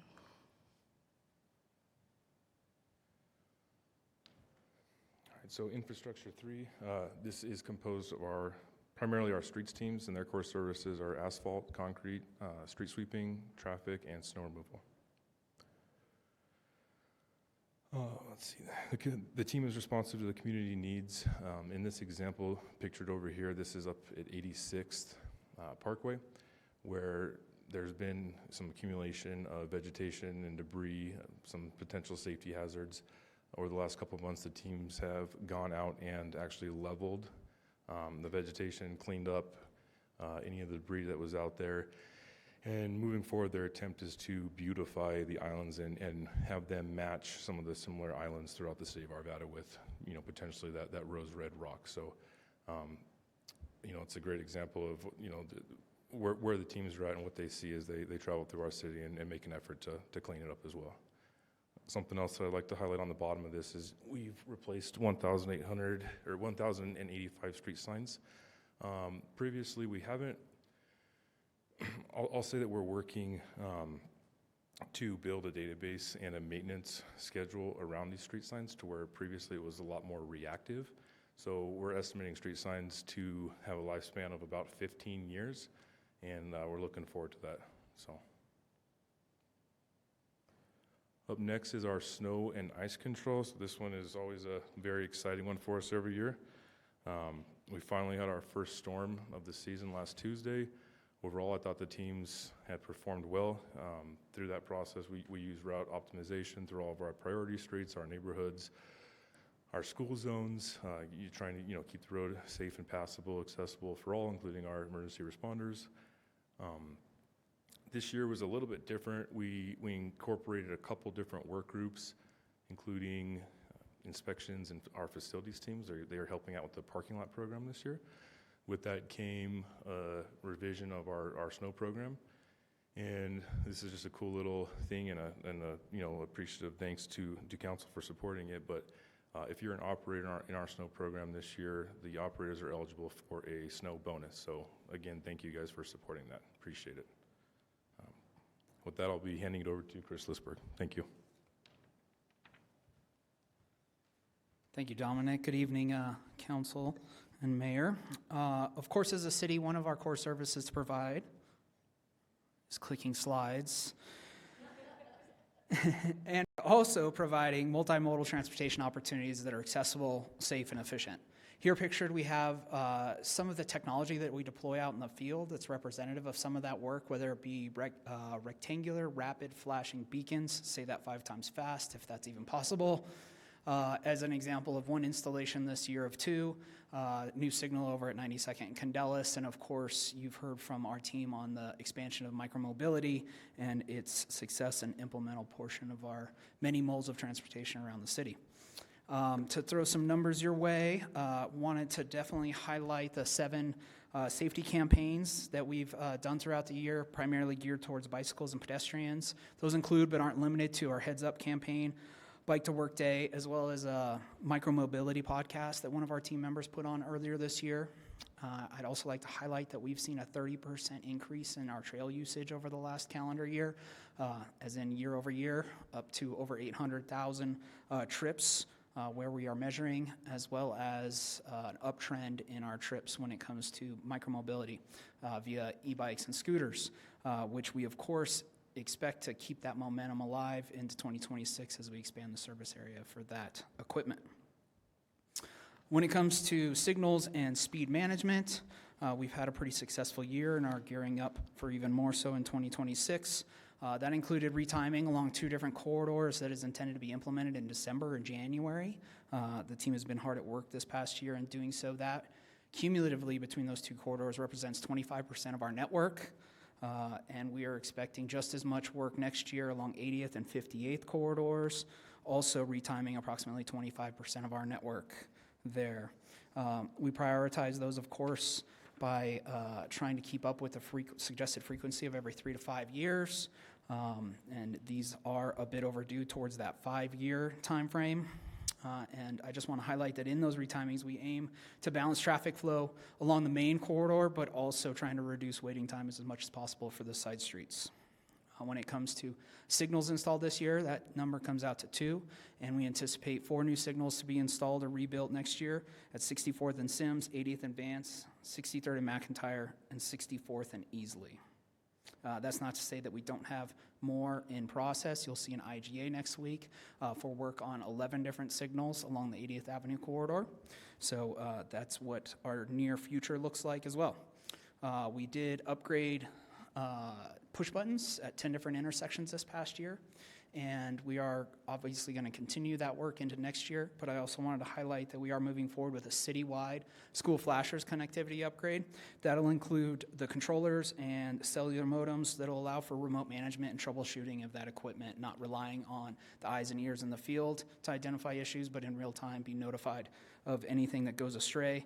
That will also save us at the city with labor, with having to go out to each individual site to reset clocks and reset timers for activation.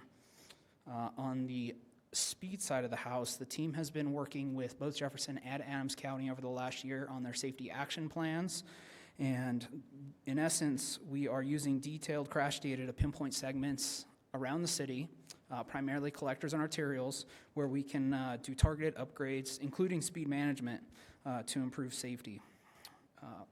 Coincidentally, throughout the year, the team has been investigating software solutions as well to help our performance when it comes to Ask Arvadas, when it comes to identifying areas where they're speeding predominant, to try to implement a software solution early next year that will help inform that.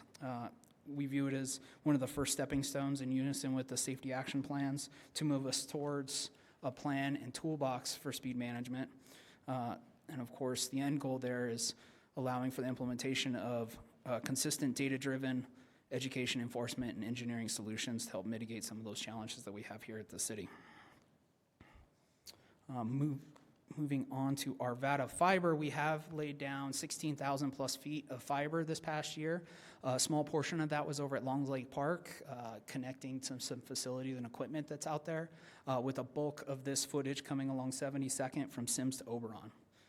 One thing that we are tremendously excited about within the group is we have reached 100% signal connectivity to that network. Again, many of the benefits that I highlighted with school flashers, we can now see with signals.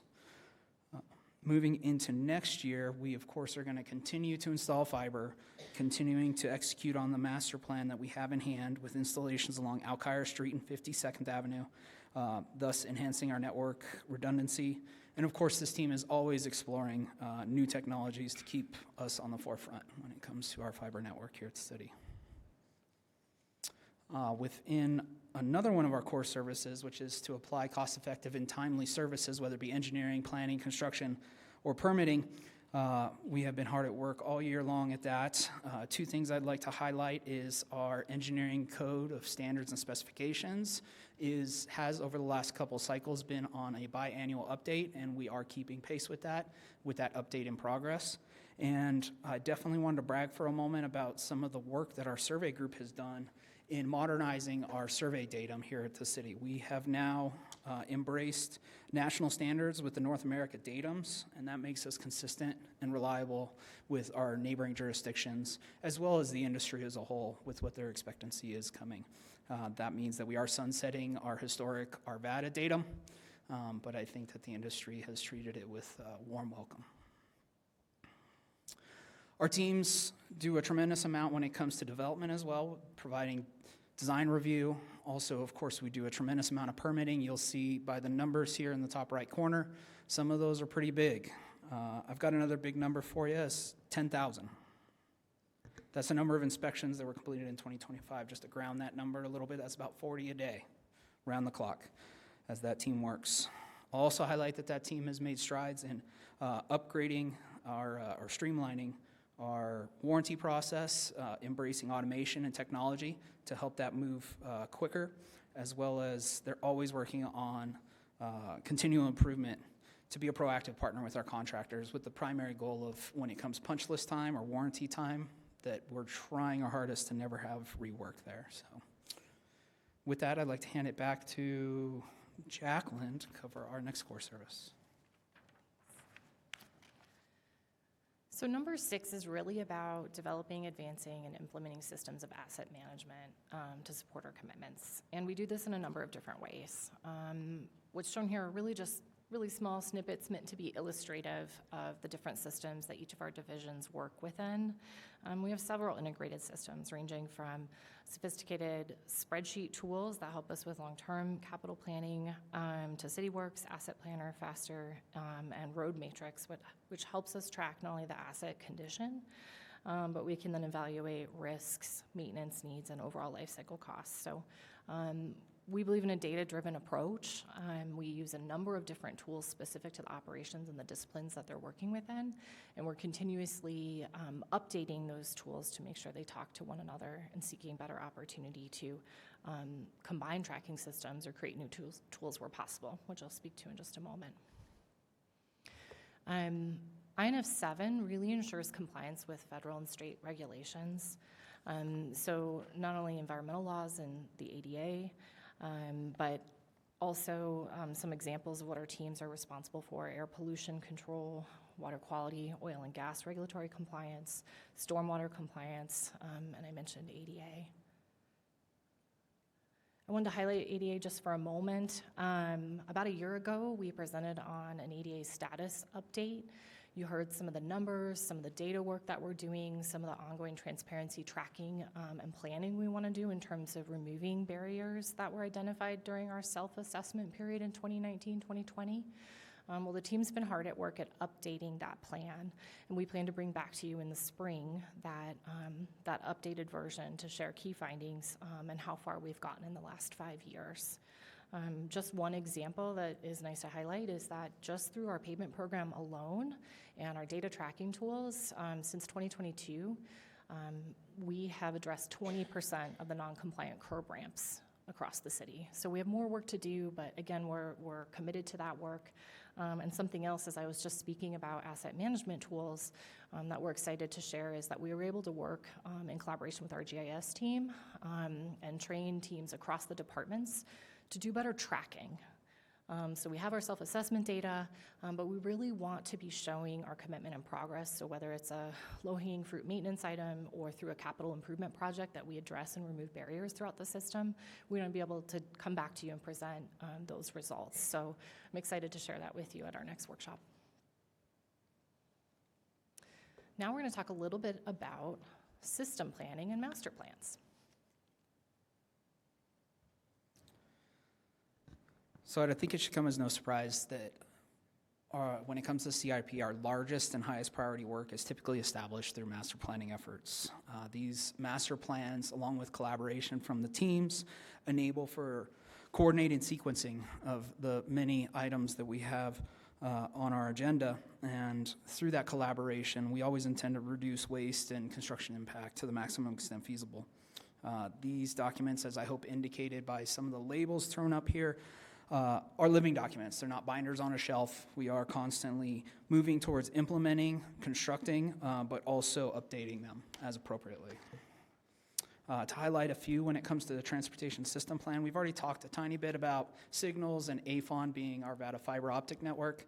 But when it comes to the pavement program, a couple things I wanted to acknowledge was that over the last handful of years, we've come to council several times and had dialogues around a shared vision for a sustainable program. We also obviously want to extend our gratefulness for the additional injection of funds this year as we move towards that model and its prioritization as a 2026 wildly important goal. The pavement team currently, with collaboration with many other teams, are working very hard to prepare for next season's work and also making the adjustments to all the other infrastructure that our pavement touches. When it comes to the transportation system plan, as was already hinted in the previous presentation, it's completed. That's fantastic news. It provides a clear prioritized roadmap for the next 20 plus years. We are looking forward to having that published on the website after the first of the year, but that does not mean it's not being utilized already. As our past presenter already highlighted, we did submit 7 high priority projects for consideration with the DRCOG Regional Transportation Plan update, and we have been utilizing much of this data when it comes to the safety action plans that I highlighted earlier. Next up will be Mary Stahl, head of our Utilities Engineering Group. Good evening, Council. Starting with treatment, that was one that you saw that wasn't being updated, and that's because it takes a long time to implement treatment plants. But we did complete the high priority projects at the Ralston Water Plant. That was the filter and solids projects, where in past times I've come up here and been really excited to show you filter bottoms. But those are, the project is done and everything is in use. And the replacement plant, which was the recommendation for the Arvada plant, was to actually replace it in kind. We have completed 30% design. We are finishing up value engineering on it, and we close on the land this week. So it is moving forward quite rapidly. So for the distribution system, we are currently working on updating that master plan, but we got a lot done this year. It was so exciting. The Zephyr tank, that is the one out west near Arvada Reservoir on the northwest corner. The Indiana line, which provides a whole lot more resilience for the Candelas area to provide water. And then our annual water line projects, 2021 might seem a little confusing to you, but that's because it was a bear of a project. The team back in 2020 and early 2021 decided to tackle some really complicated areas, and we ended up hiring a consultant to help us on that. And the last piece of it went in the ground last week, so very excited. And the pictures kind of show this. So the Indiana water line, that's a pretty standard trench. The 2024 picture, that's what things should look like when we're done. No one knows we've been through, except that the pavement looks a little different. And then I threw in that picture for 2021 to show you how complicated that project was. We had super constrained work site. We were at 52nd and Wadsworth, and there's just so much traffic. It's not our jurisdiction. It was just very complicated. So the stormwater side, the Ralston Creek improvements at the Croak Canal is completed, and also super exciting, it won an award from the American Council of Engineering Consultants. The Ralston Creek vegetation management through an area that's frequently referred to as the Narrows, that also was completed this year. The 2024 drainage improvement package, which is tackling, I want to say minor, but they're not always that minor in terms of pipe size, pieces and parts through the city was completed. And the team is starting the Ralston Creek underpass at Indiana, which frequently, the pedestrian part of that, the bike path part of that frequently floods. They are starting that next week. And then Melanie is not here tonight, but she will be here next month to give you some updates. And then lastly, the sanitary sewer. So excited about this. NT10, that is Tennyson on the North Trunk. The 42-inch pipe is in the ground and is in service. We have greatly mitigated our risk through that section.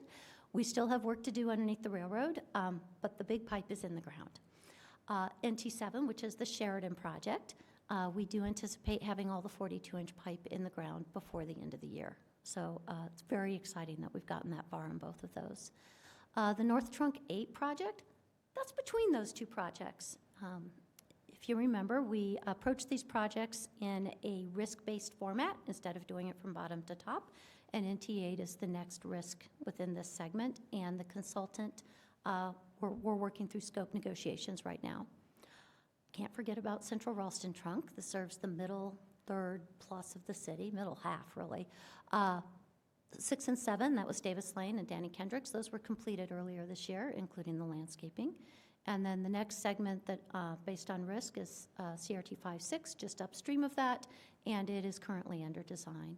And again, we are updating this master plan, and super excited about that. We're moving to an all-pipes model, and we provided our amazing survey team that Chris mentioned, gave us a ton of data around Old Town and the southern portion of the city where we're seeing all this redevelopment, so that we can really have master plan focus on that portion of the city.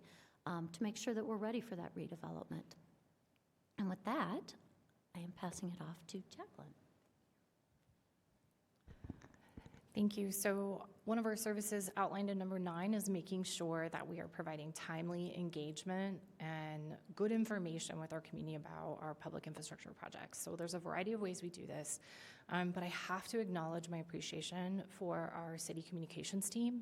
Specifically, Katie Patterson is excellent in working closely with our team, not only on the broader communications, and we do have a strategic communications plan to help us continue to talk to the community about some of the challenges we face with our infrastructure, but the day-to-day project improvements, we're constantly trying to socialize and draw attention to the various tools that we have. So I'm very grateful for the support of that team to allow us through a variety of means continue to talk to the community about what investments we're making in our systems. So tonight, the year in review, we also try and feature some of these stories in the Arvada report, as well as the webpage reference there, to continue to provide attention and transparency on the delivery of these core services to our community. We want to continue to do this and continue to feature some of the things that you can expect ahead by the numbers of what we're delivering. So Chris mentioned this a little bit earlier, but all of this work is really tied in support of council's vision that you've outlined in your strategic plan and the city manager vision for a future-ready Arvada. We know that our goal is to be a regional leader that models best practices, innovation, and ultimately that we deliver on your plan and strategic results. So you may recall from the last budget workshop, Mr. Archer and City Manager Don Wick talking about some of our most wildly important priorities for 2026 and really pulling out of our regular workload where we need to shine a light and focus on very specific priorities that are going to move the needle for us in the next year. And so we talked a little bit about some of those priorities being focused on homelessness, around our cybersecurity posture, and then from an infrastructure perspective, resurfacing and our pavement program. So again, we are creating tremendous focus in this area, and with the additional funding, plan to really move the needle to resurface 75 lane miles by the end of next year. As Chris mentioned, the teams are hard at work vetting these project areas right now, making sure we're coordinated across our teams and ready to go. So as soon as that exercise is complete, we'll be sharing those maps with you of the planned work areas, not only for our typical program, but then for the additional funds that were approved for 2026. So in summary, I just want to let you know how grateful we are for your continued support in the work that we do. It's a big responsibility and we take it seriously. In terms of delivering these core services, we recognize some of this work is unseen and some of this work is incredibly disruptive to our community as we're delivering these major capital projects. So we kind of want to continue to stay committed to communicate, be transparent, own where we have more work to do, and continue these conversations in this setting. So at this point, I just want to thank you and take any questions that our team can answer. Mayor Pro Tem Mormon. Thank you. Thank you for the presentation. This is excellent. I had I wrote down my questions throughout the whole presentation, so I'll be starting at the beginning. So smart meters, you said we were going to complete that at the end of 2027. Is there a map showing what areas and when they're going to be completed? I'm still waiting. Yes, we will share that map with you and what is on our website. In fact, we're ready to pilot, sharing with the community one of the very first areas that's 100% complete. And so while we have a phased plan for moving from east to west across the city to complete it by, as Dominic shared, the end of next year, we are ready to begin signing folks up, and we'll share that information out with you in the community. Excellent. Thank you. The Climate Action Sustainability Plan. So we're doing public comment now, and that closes January 4th. When do you expect to come back to council with that? We have a February workshop planned. Okay. So we'll both be incorporating the results from final staff look and the public comments and be able to share those findings with the council so you can see both what the community shared with us through that review and then seek your feedback before bringing it back to you for adoption. Awesome. Thank you. And also thank you for the ADA work, and I look forward to that update coming. The multimodal transportation under number 4, remind me about the bike plan update, the master plan, and how we are filling those gaps, because I often hear about the gaps, the north-south connections that are missing. How are we doing on that, and are we going to be updating that, and what's that look like? Yes, updates are underway, and I'm going to let Chris share that. Thank you. Thank you. The team is currently looking at our budget situation over the next 2 years, but at this time we plan on the bike master plan being in lockstep for update with the comp plan as they speak to each other a bit. And when it comes to addressing the gaps within the system, there was a variety of projects listed in the TSP to assist in doing so. Great, thank you. Also, thank you for the RRFB at 77th and Sims. Really, again, I love driving through there now and just amazed at how, useful it is now, especially coming up that hill and having that one that's lower to identify, because drivers just can't see coming up that hill, and now that sign is there and it blinks, I think is really had a huge improvement on safety. So thank you. Also excited about the 80th, now I can't read my own writing, but the 80th the retiming, that's what I was going to say, the 86th, but also 80th, right? Yes, 80th. And then you were going through a list of new signals, and I thought 80th and Kipling was a place for new signals, but I didn't hear it on your list. As far as ones accomplished or that we're looking forward to next year? Forward to next year, correct? I do not have that on my radar.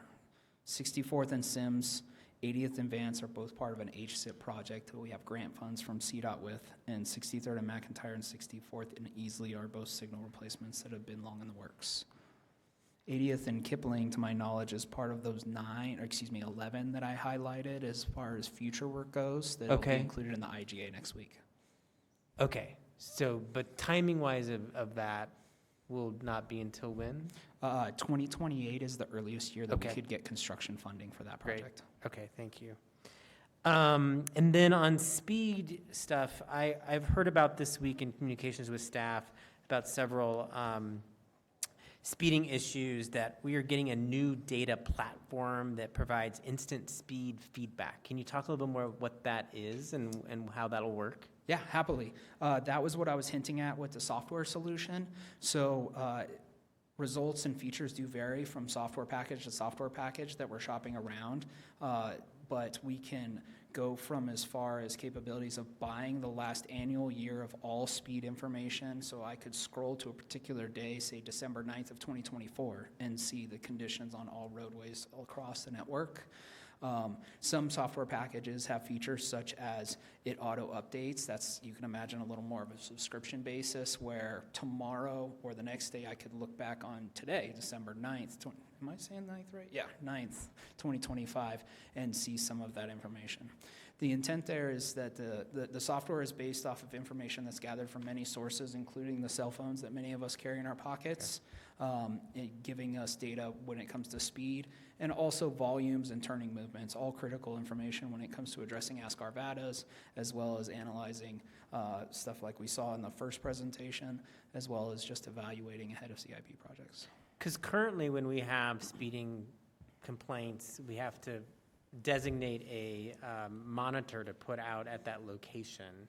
Will we still have to do that with this new platform, or will it kind of Best replace case scenario, that? we're hopeful that it completely replaces that and fast tracks what could be a duration of weeks to get that equipment mobilized, measure, and analyze to hours, just as soon as I can open up the software package and take a look.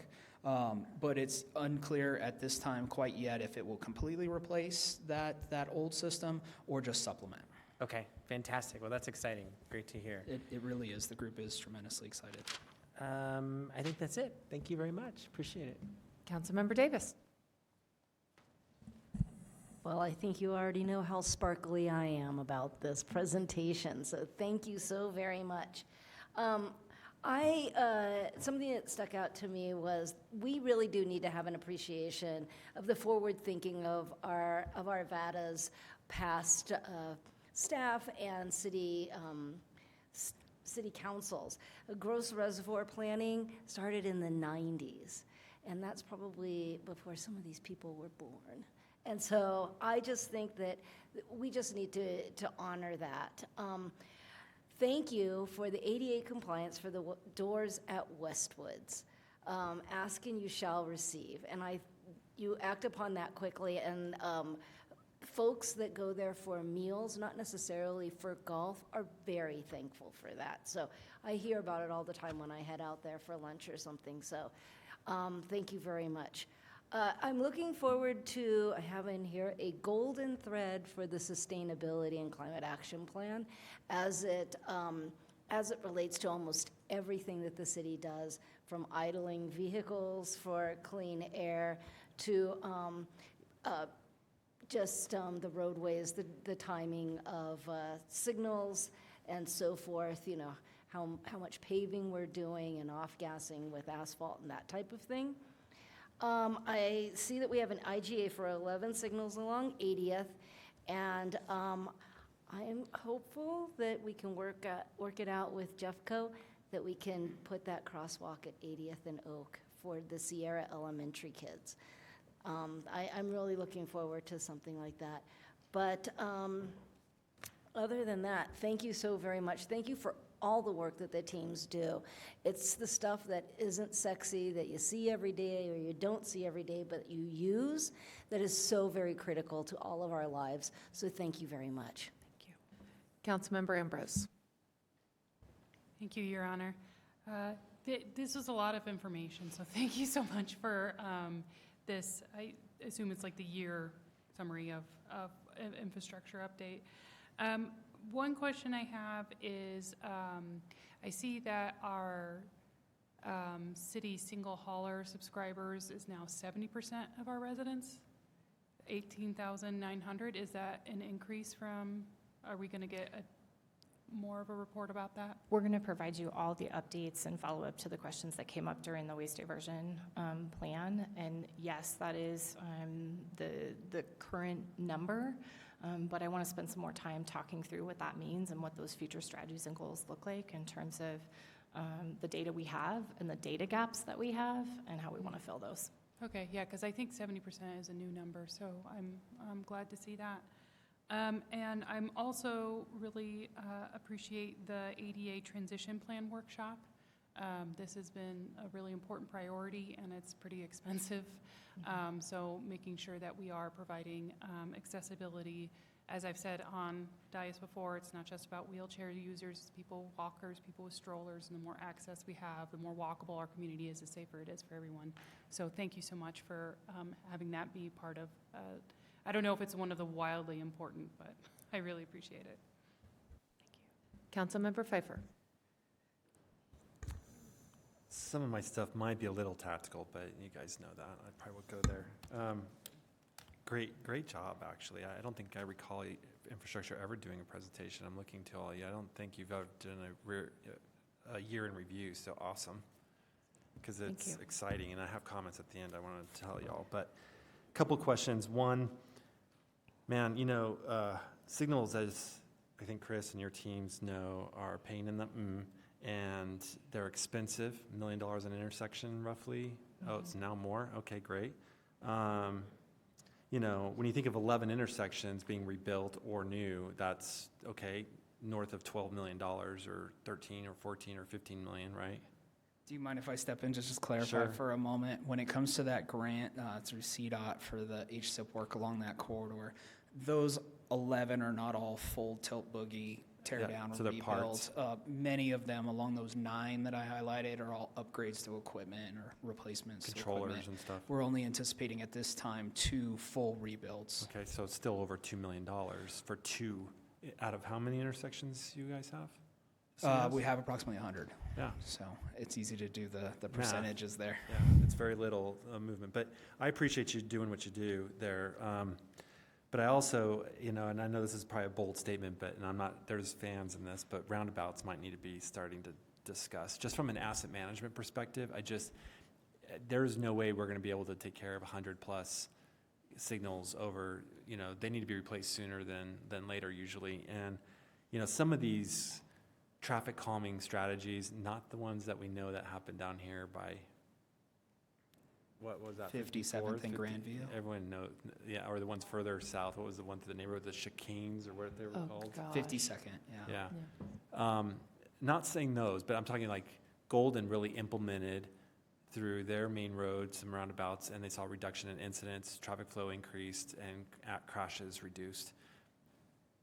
In our plan, I would ask that there should be some consideration of, is there opportunities to assess that type of infrastructure down the road? Yeah. Just put it on the radar, nothing today, but I definitely think we should at least consider that as an asset management move and a traffic opportunity. The other thing I didn't hear you say, but I know it came up a few times with maybe previous employees that may not be here, just in the past, but harmonizing our speed limits. I don't know if that's on your radar. Yeah, that's a common step within a speed management program, But or the at least whole we intend to corridor. build it in. The whole street.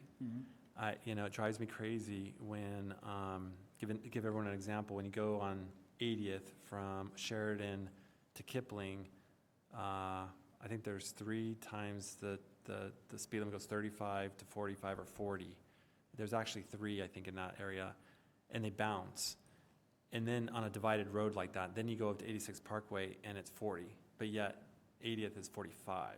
Yeah. So there's harmonization of our flow of traffic that causes maybe confusion on visually the road looks like it should be 45, but we have it marked at 40, but on the same exact looking road is 45. So hopefully we can harmonize that so we can get more throughput. And probably would help the police out a little bit for some consistency reasons. I had an experience where it dropped to 35. I got to know a police officer pretty well there.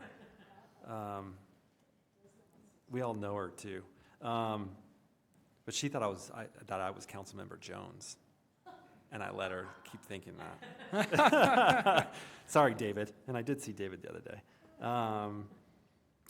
So something I'd like to keep it on there is the harmonization. I get that complaint about that. So that's an effort.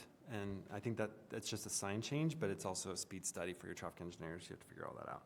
The other thing, and this is maybe not quite in your realm, but I think you have a play in it, is the AVIS, or the automatic speed enforcement systems that the state allows now. I think that should be in our plan as well. As are there certain corridors that would make sense for us to have automated speed enforcement corridors that have either high crash or high fatality or high, serious bodily injury areas. I'd like that to be in the plan, and somewhere in here would be neat for next year or year after too. Noted. And then last thing is all this fiber. Have we considered leasing any of that fiber and try to make a buck off of that fiber? Don't cut it if you have a break in your waistline. Then if it's ours, but just clarify. I would love the opportunity to come back next year and talk through some innovations and opportunities to monetize our systems. Our teams are thinking of that now, and in our kind of future look as we continue to build out the network, we're thinking about those opportunities. So maybe we could schedule some time to talk with council and about consider that as a utility corridor, and try to keep all utilities in its same trench, or think of a new way of putting multiple conduits in and leasing out. So when we have these other companies that are coming in, stop messing with our road and cutting our wastewater lines and stuff, that they just have to use our conduits that have been established on our utility corridors and then define what a utility corridor is. That might reduce the impacts on asphalt, wastewater, any of our underground infrastructure.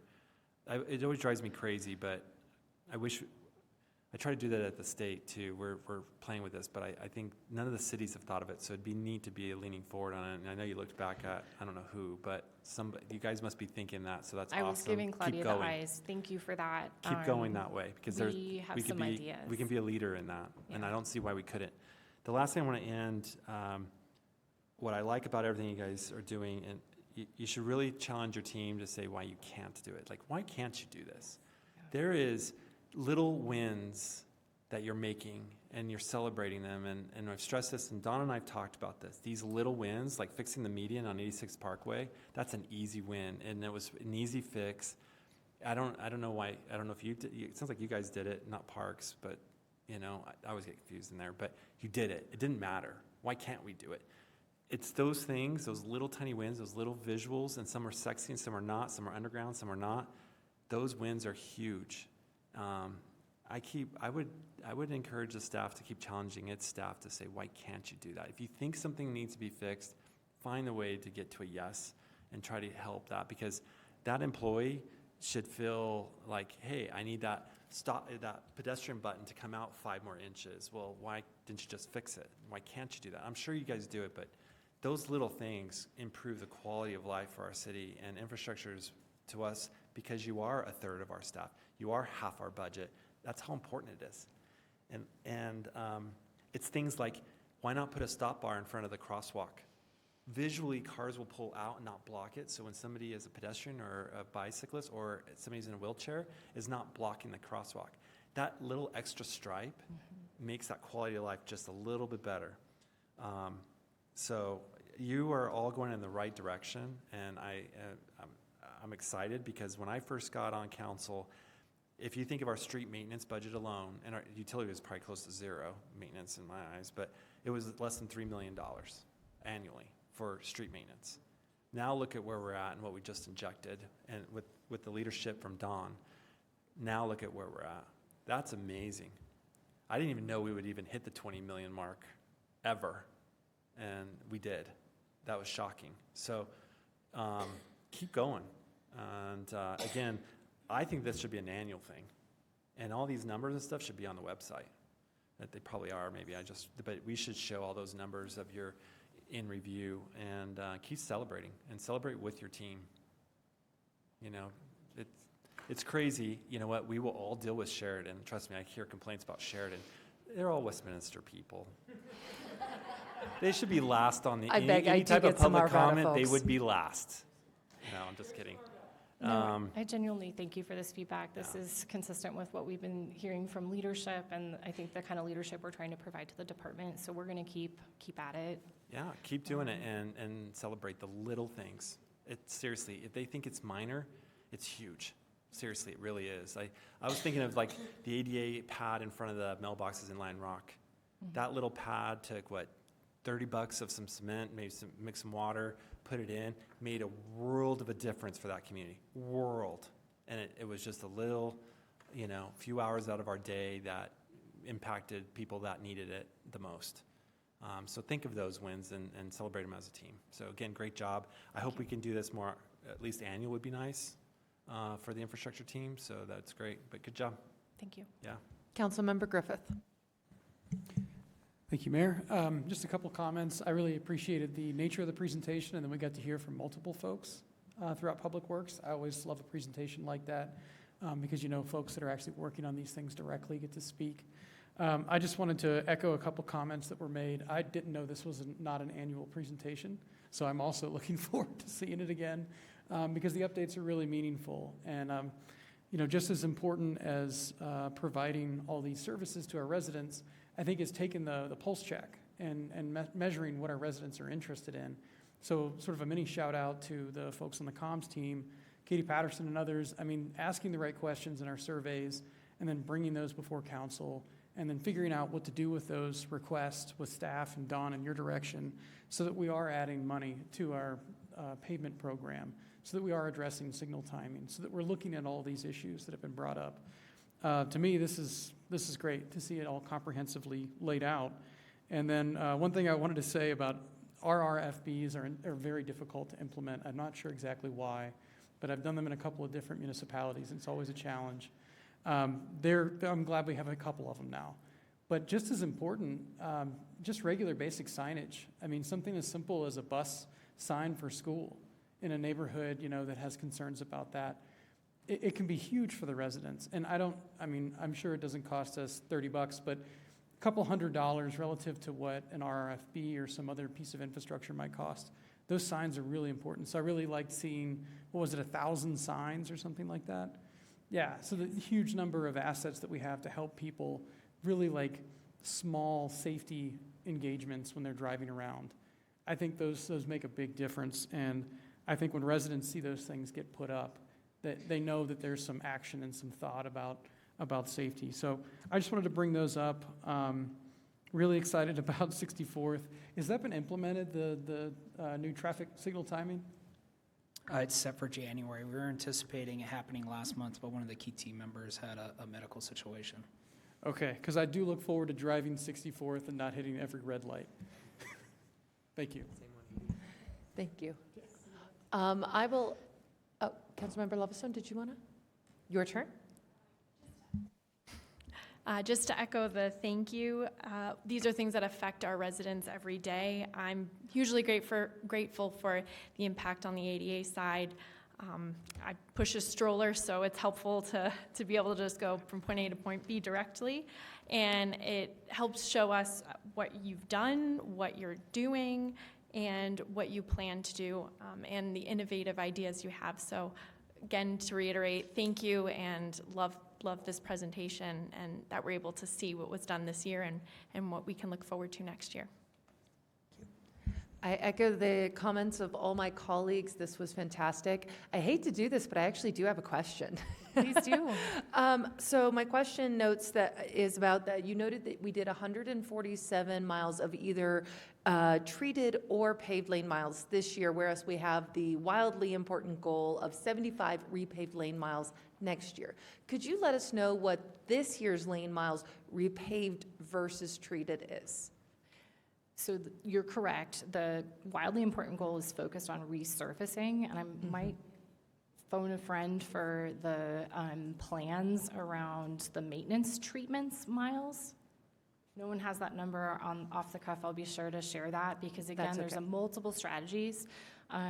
Just something to clarify, we spend a lot of our budget on concrete and making those ADA upgrades, and we try and plan ahead. So we're sequencing the work such that we're getting the concrete done in advance of next year's budget to do the resurfacing projects. But I will have to get back to you on the lane miles treated for the more of the maintenance applications that just extend the life of the road. That would be just wonderful. It'd be great just to be able to share that with the public about what, because resurfacing is so much more. It's so much more intensive. It's so much more costly, et cetera. So to help the public understand, if we did 147 this year versus 75 next year, what does that actually translate to? And why is it such a bigger goal to want to repave 75 this next year? Otherwise, I agree. I would love to see this every year. This was a fabulous year-end wrap-up. You guys did so much. I'm really excited about the work we've done. Thank you for throwing in signs. Poor City Manager Wick has had to listen to me every single week at breakfast talk about street signs and how they look faded and how I want them replaced. So thank you very much for including that. I really appreciate it. And I really loved the forward looking into things we can expect in the coming year for accomplishments to keep this momentum going. Thank you very much. I really appreciated that as well. Thank you for your time. All right. Thank you guys. This was fabulous. All right. If there are no additional questions or comments, I see none. I believe that concludes our workshops for this evening. Mr. Wick, Ms. Morris, do we have anything from you? I have just a couple of things. First, I'd like to reiterate my thanks to the council for supporting the infrastructure team and the work that they're doing. As you know, there's a lot of really important work to get done that all of our residents rely upon. They turn the tap on, flush, things go away. And it's really because of the work that this team is doing and with your support. So thank you for that. And this morning we had a all-employee event to celebrate our employees. And I was talking to our signs team, and they were, letting me know that they were fulfilling the requests of replacing those signs. And they were really excited about the fact that earlier this week they replaced 30 in a day. So it's just another example of the kind of work they're doing. So really thank our infrastructure team for the work that they're getting done. But a couple of things. Tomorrow night, December 10th, we do have the Transportation Advisory Committee meeting at 5:30, and also at the same time is the Arvada Sustainability Advisory Committee. So those will be the last for this year for those two. And then the council has a meeting on December 16th, which is a business meeting, and then that will be it for the year until we reconvene on January 6th of 2026. So thank you. Well, thank you very much. With that, we are adjourned.